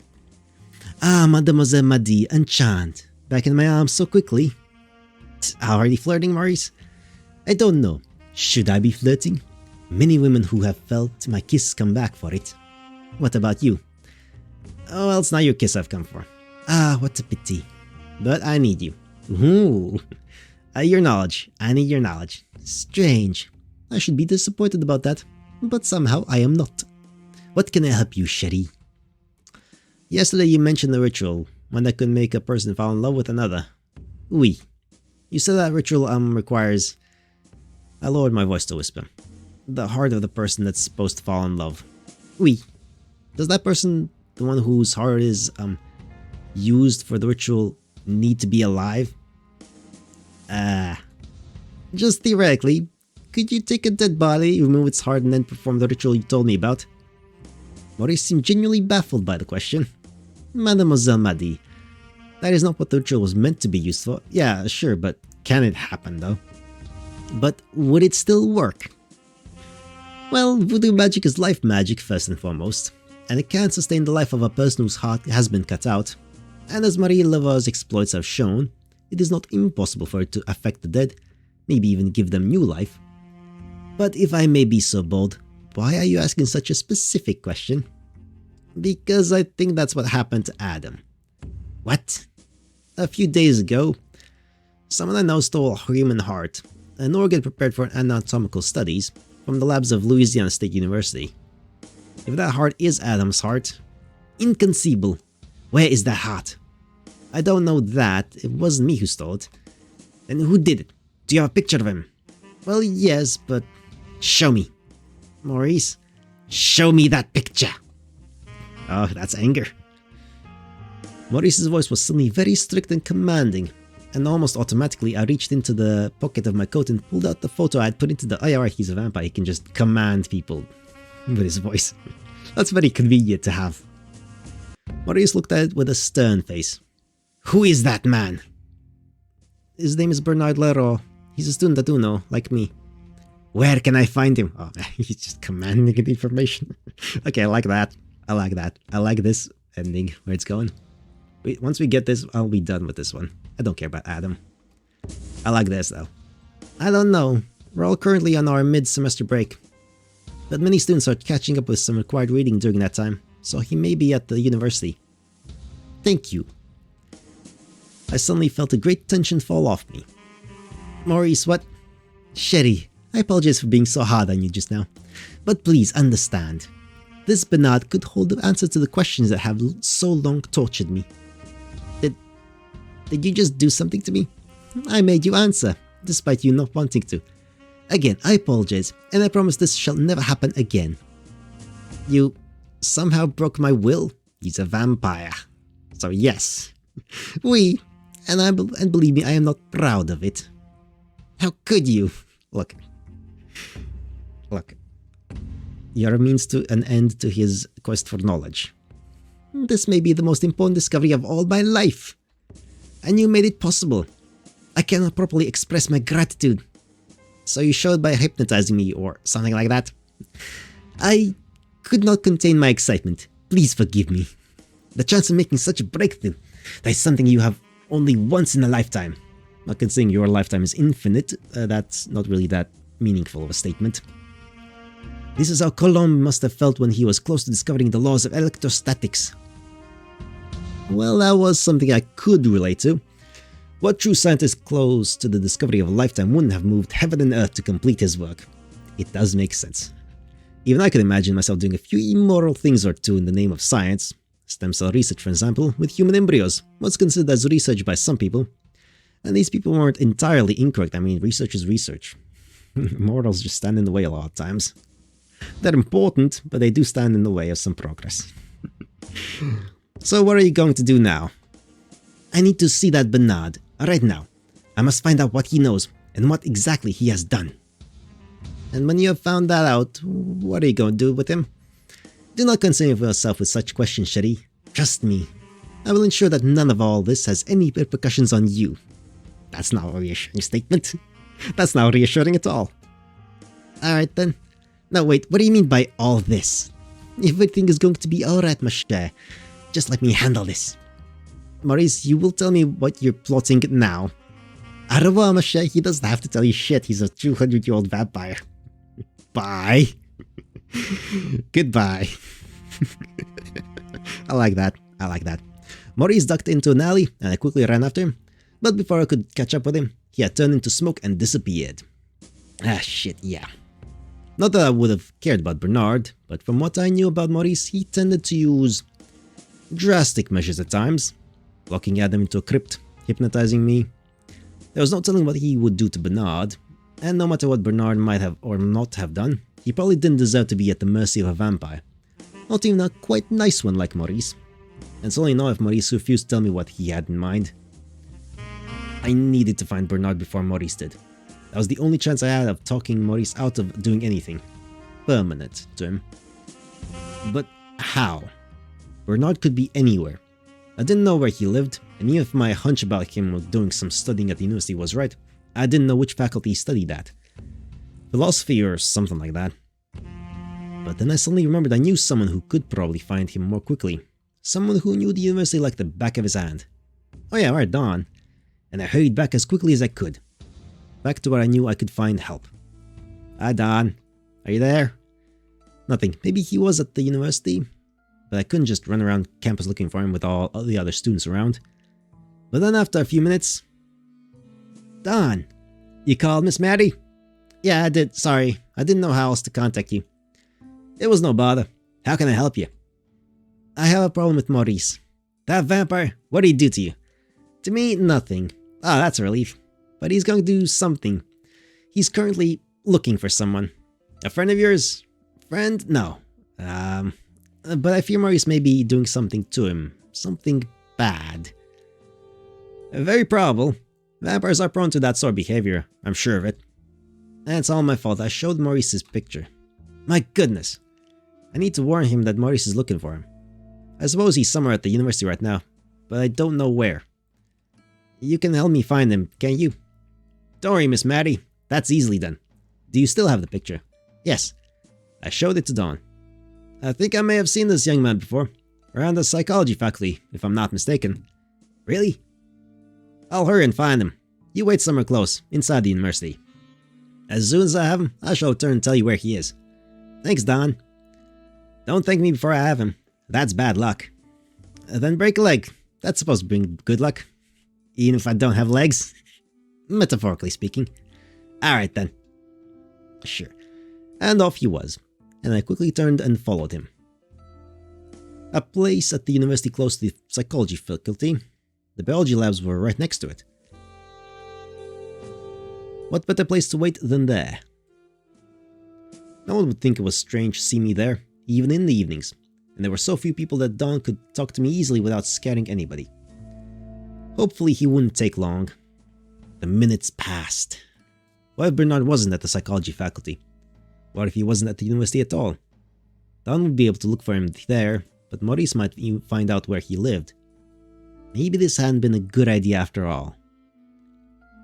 Miss Maddie, I have him. Great, where is he? Room 21414, the auditorium. Neat. He seems to be reading up on quite a few things. Then I can probably catch him if I hurry. Thanks a lot, Don. Always a pleasure, Miss Maddie.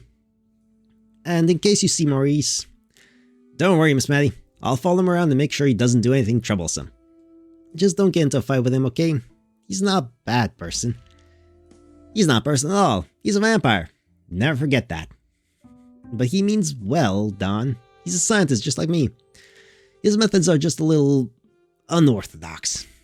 Well, in that case, I trust your judgment. But I'll be around, just in case.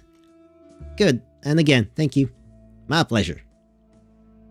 Alright, so I had some backup here. I honestly hoped I wouldn't need it, but we're probably gonna need it. As fast as I could walk without running, I left the lab and headed for the psychology faculty. I was not expecting Bernard to play a role here. I mean, look at him. He seemed like such a like a throwaway character, just like retro the stereotype or something like that. Just a comedy relief scenario. But here he is. When I arrived at room 214, Bernard was there. He was literally the only person in the entire room. Bernard? Madeline? For a second, Bernard seemed genuinely shocked to see me, but only a second later, his expression changed. So you have come to me at last. Were you expecting me? Yes, but of course. Ah, this is so great. His voodoo ritual, he thinks it worked. I mean, technically you did, but in a very, very roundabout way. What are you talking about? Madeline, I know that all of this must be very confusing to you, but trust me, everything makes perfect sense. I'm sure it does. Okay. Is there someone you'd like to go? Maybe you'd like to be alone with me right now. I mean, technically you are. Oh, I know. London Park is wonderful at night. You're going to like it. And he took his backpack, grabbed me by the hand, and pulled me with him. Bernard, your books? No one's gonna take them. They're too boring for most people anyway. Right. And off we were. Okay. Not knowing what this was all about, or why Bernard was so happy to see me, I allowed him to lead me. I mean, he's clearly in love with you. And like, he did this whole ritual to be with you. That's obvious. London Park was right next to Uno, just on the other side of the London Avenue Canal, and only a short walk away. I had been there once or twice, but never at night. Bernard, can we stop right here? This is getting a little creepy. You pulling me after you, never saying a word. Oh, sorry about that, Madeline. It's just, I'm so excited, you know. Well, we're here at London Park as you wanted to. What now? You said everything makes perfect sense, but so far it doesn't feel like that. It will in a second, I promise. Bernard took a deep breath. Madeline, you love me. There it is. No, she doesn't. You misunderstood how that ritual works, mate. What you're feeling within your chest, that irresistible force, that is love. Are you sure you've got your personal pronouns right? I love you. Yes. You know, you usually tell the other person that you love them. Oh, of course I love you, Madeline, and I've been in love with you for a long, long time. But it's only been a few days since you fall in love with me, too. And now that you know it, the two of us can finally find happiness. Wait a moment. This is your idea of romance? You tell someone they love you, and then everyone's happy? Is there something wrong with this? It is you who is wrong, you imbecile. Who said that? I did, you ignoble cretin. Cretin is such a great word, I love it. Maurice, how'd you find us? A certain friend of yours told me where this impossible person dragged you to. Apparently, he was more concerned about what he would be doing to you than what I would be doing to him. Fair enough. Do to me? Maurice, you're not going to do anything to Bernard. Do not worry, Cherie. Nothing will happen that you do not wish to happen. Promise it? I promise. That certain friend of yours made it quite clear how concerned you were about the well-being of this oaf here. So you are concerned about me, Madeline, my love. Goddamn Bernard. Not that concerned. So asking nicely is all I shall do, unless you want me to do more. I haven't decided yet. Okay, that's a good answer. So now to you, you ignoramus. What exactly have you done? I'm not sure what you're talking about. A few days ago, you stole a human heart. Oh, that. What did you do with it? This is a little embarrassing to me. Mademoiselle Madi, do I have your permission to ask him a little more directly? No, I'll talk. Better. You see, my grandpa died recently. He had this really big old mansion and he willed it to me. I checked it out a few weeks ago and I had this huge library full of old documents and things. Lots of writings he and his family had been collecting. Most of us were in French, and my French not so good, but I love to read. And so I skimmed over all that stuff until I suddenly found a book on voodoo. God fucking damn it. This guy's an idiot. The Haitian pronunciation of voodoo. Yeah, I can imagine why it was, but I could really hardly read it. But I sat down, translated using Babelfish because I was curious, and I stumbled up on this one ritual. God damn it. This ritual that can make someone fall in love with you. That must be the ritual you told me about, Maurice. Continue. It didn't sound too complicated, and well, it was just what I had been looking for. You see, I've been in love with Madeline here for a long time. And never said a word, you idiot. I'm kinda shy, you know, that's not an excuse. You're an idiot. So you want to do a voodoo ritual that would make me fall in love with you? More or less. Fantastic. Correct. That's a correct fucking response. In any case, there was something in the text about a heart I needed for the ritual. So this is why you decided to break into that university lab and steal a heart. Yeah. But the text must have mentioned that you had to use the heart of the person you wanted to fall in love. Maybe the Babelfish translation wasn't that good? Oh god. You imbecile. Can you even begin to understand what you have done? All I want to do is make Madeline fall in love with me. And he studies psychology as well. Like, you're supposed to be like, oh, for fuck's sake, Bernard. You were so desperate that you were even willing to use magic for that. How about conversation, mate? Magic? Yeah, magic. What else do you think you do? But voodoo's not magic. Yes, it fucking is. What? Everybody knows the effects of voodoo on the human mind are strictly psychological in nature. I studied those things. Ah, the ignorance. Bernard, the heart you used, do you still have it? Sure, in the box right here with me. Bernard opened his backpack and pulled out something. Great. Fucking fantastic. It was quite a large silvery box that looked quite old. It probably had been used to store jewelry in its time. At least it looks at least somewhat appropriate. It once belonged to my grandpa. It was inside the mansion I inherited. I know this is a strange question, Bernard, but can I have it? Technically the box already belongs to you, Mademoiselle Madi. It does? Certain men. During the ritual, the name of the one who will keep the heart must be spoken. And it is this person that becomes the owner of the box. Oh, so that's the other thing I got wrong. You got everything wrong. It's a miracle that it worked at all. It worked? Good job. I took the box away from Bernard. Yes, the ritual worked, but in another way than you wanted it to work. I didn't fall in love with you, if that's what you were hoping for. Ow. And no, after I know what you pulled, I'm certain I won't fall in love with you anytime soon. You're sure about that? Yes, quite sure. Dang. Well, mon ami, it seems that my questions are now answered, which means your presence here will be no longer required. What are you planning to do with me? Maurice, you aren't thinking. I'm not thinking of letting this tragically mistaken young man go now. What did you expect? You. Really, why does everyone always think so badly of us vampires? And he was off as fast as his feet could carry him. Really? Fucking Bernard. Well, another mystery explained. And the explanation? Incompetent people playing around with things they should never be playing around with. So that is what happened. Trying to make me fall in love with him, Bernard actually made Adam come back alive. Oui, alive and very much in love with you. Oh right, so that's why. That is why he feels attracted to you, and this must be terribly confusing to him. A woman he has never seen before, and he has such strong emotions for her. Yeah, with everything else on his mind, especially the fact that he's undead. I thought about this for a moment. Poor Adam. Then I made a decision. Maurice? Oui? Is there a way I can break the spell? Oui, there is. You can give the box to Adam, and if he opens it, the magic will end, and he will no longer be in love with you.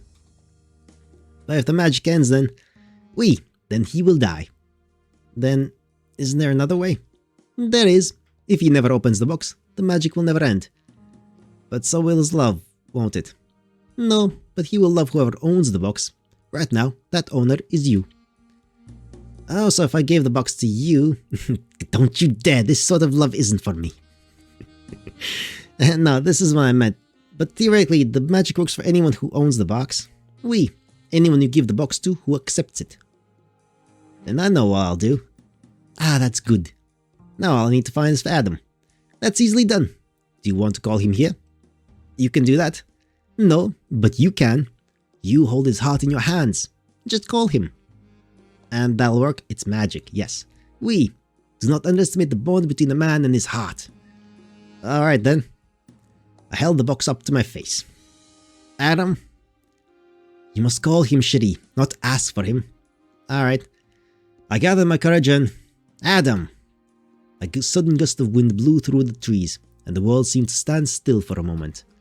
And then, as everything turned to normal again... Yo. What the hey? Adam!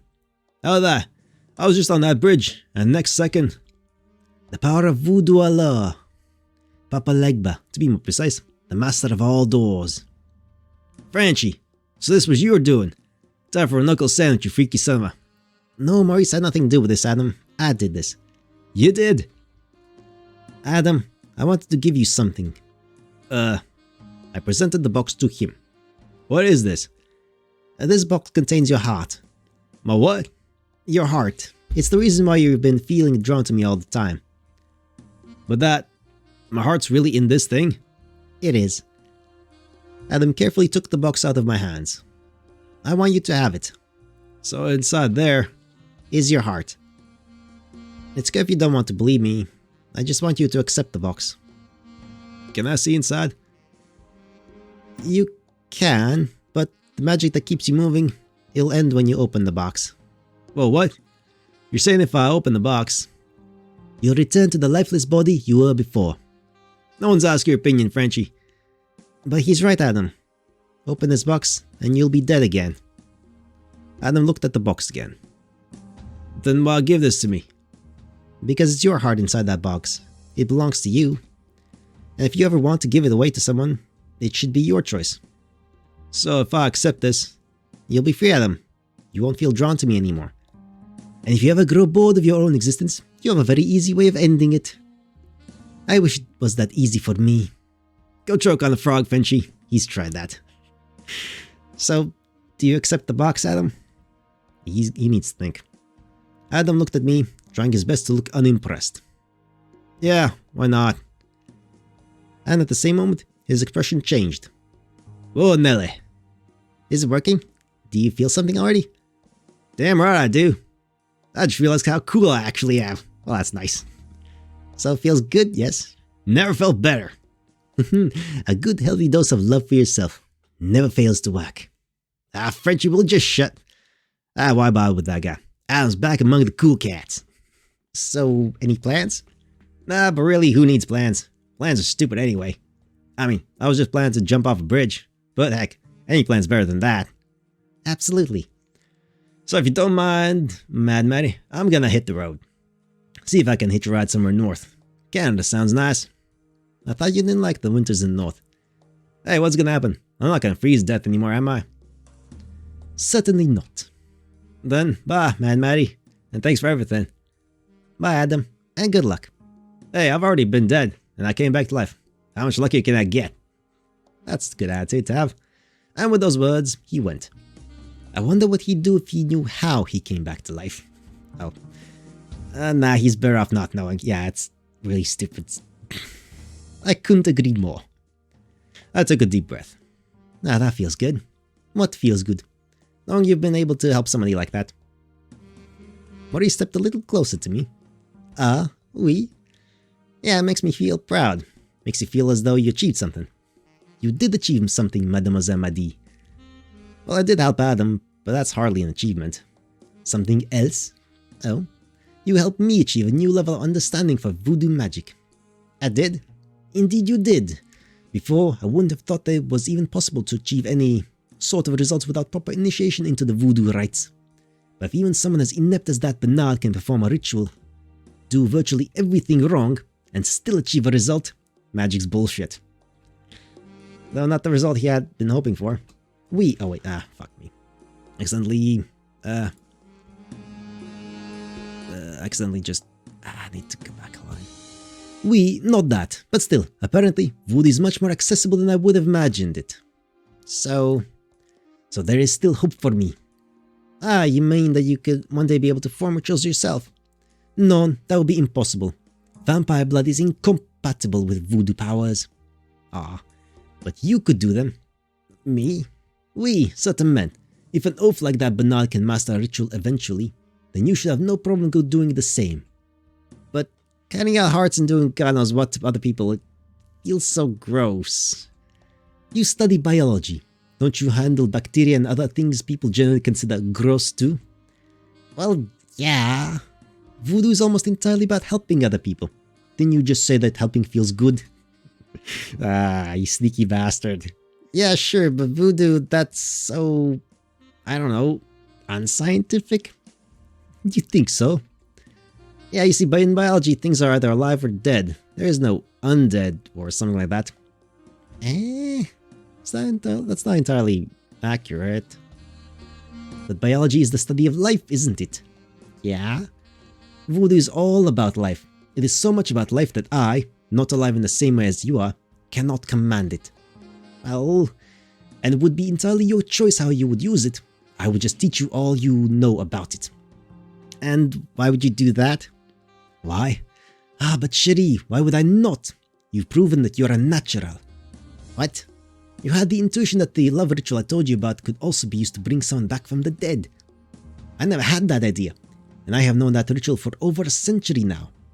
Oh, if I teach you more about the art of voodoo, there's no telling what other ideas you're going to get from that knowledge. You may really broaden my horizon. Imagine me thinking there was nothing new to learn about voodoo. I'm so excited about the possibilities you've shown me, even now. Please, Cherie, will you join me in discovering these possibilities with me? I thought about this long and hard. Voodoo, a religion, not science. Hey, if it works, then it's science. You just gotta document it. Not something I could ever write as a thesis about. Sure, but if it works, it works. If it works and it's repeatable, then it is science. But I could sound as though it could be fun. Alright, let's do this. Masha, you've made me the happiest vampire in all of Louisiana. You only have to promise me one thing. Anything. That you stop entering rooms in that smoke form of yours. It still gives me the shivers when you suddenly appear like that. Poor me. Forced to open doors with my own hands like some ordinary peasant. Just kidding, of course I will do that. And then let's go. My place or yours? That reminds me, you've never seen my place, have you? No, I haven't. Then my place. Sure. And so Maurice invited me to his house. The time that followed was wonderful. I learned so much new information, so much I wouldn't have thought possible, so many exciting things. I still finished my biology studies, and I managed to find a job I liked. But that was only what I did in the days. The nights I spent with Maurice, both for the study of voodoo and for other things we did together. His bite felt really good, you know, sure. But if I told you more about that, I'm not sure Maurice wouldn't find out. He gets jealous of other people easily, you know.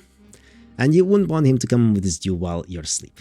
Or would you? Fuck's sake, Maurice's ending, Voodoo Queen. Okay, I like this one. And that's a nice ending to end on. That's nice. This is probably the one I would like the most. I don't really actually care about any of the romance endings. So anyway, we got two pretty sweet endings. Wrath of Dawn and Voodoo Queen. Romance is Dead, written programmed by Tailweaver. User interface by Luce Jumble, or Loose Jumble, I don't know how to pronounce that actually. Character by Card Queen, and we already read these, but sure. We'll read it again. Proper ending, because this is the final times we'll see this credits. All music written and performed by Summer of Jazz Street. Oh, there's music in the background now. Oh. Ha. Smooth French rock or something like that. That's neat. Except for Amazing Grace performed by Orleans Little Song, One Horse Town written and performed by 57 Jack Braves, Halloween Blues written and performed by Triumviral. Background created by Dan Ramp and a bunch of DVD artists, who I'm not gonna read again though. Fuck it. I changed my mind on a dime. Made with Rampy by Python. All parts of this production licensed under Creative Commons CC by YNC. 2013, thank you for playing. Alright, that's that. And that's that. And that is that. No, we're at the outro now stage. We're at the outro stage. Yeah. And that's that. Now that concludes Romance is Dead. That was a fun one, actually. That was pretty neat little endings. I enjoyed that one. Yeah. Not else much to say. It was fun. Solid little visual novel. Bit too heavy on the info dumps earlier. Well, in the previous part. The one that happened 6 weeks ago, but whatever. Still. Solid, I would say. Do I have anything else to say? Not really. Next time, who knows when I'll do something like this again next time.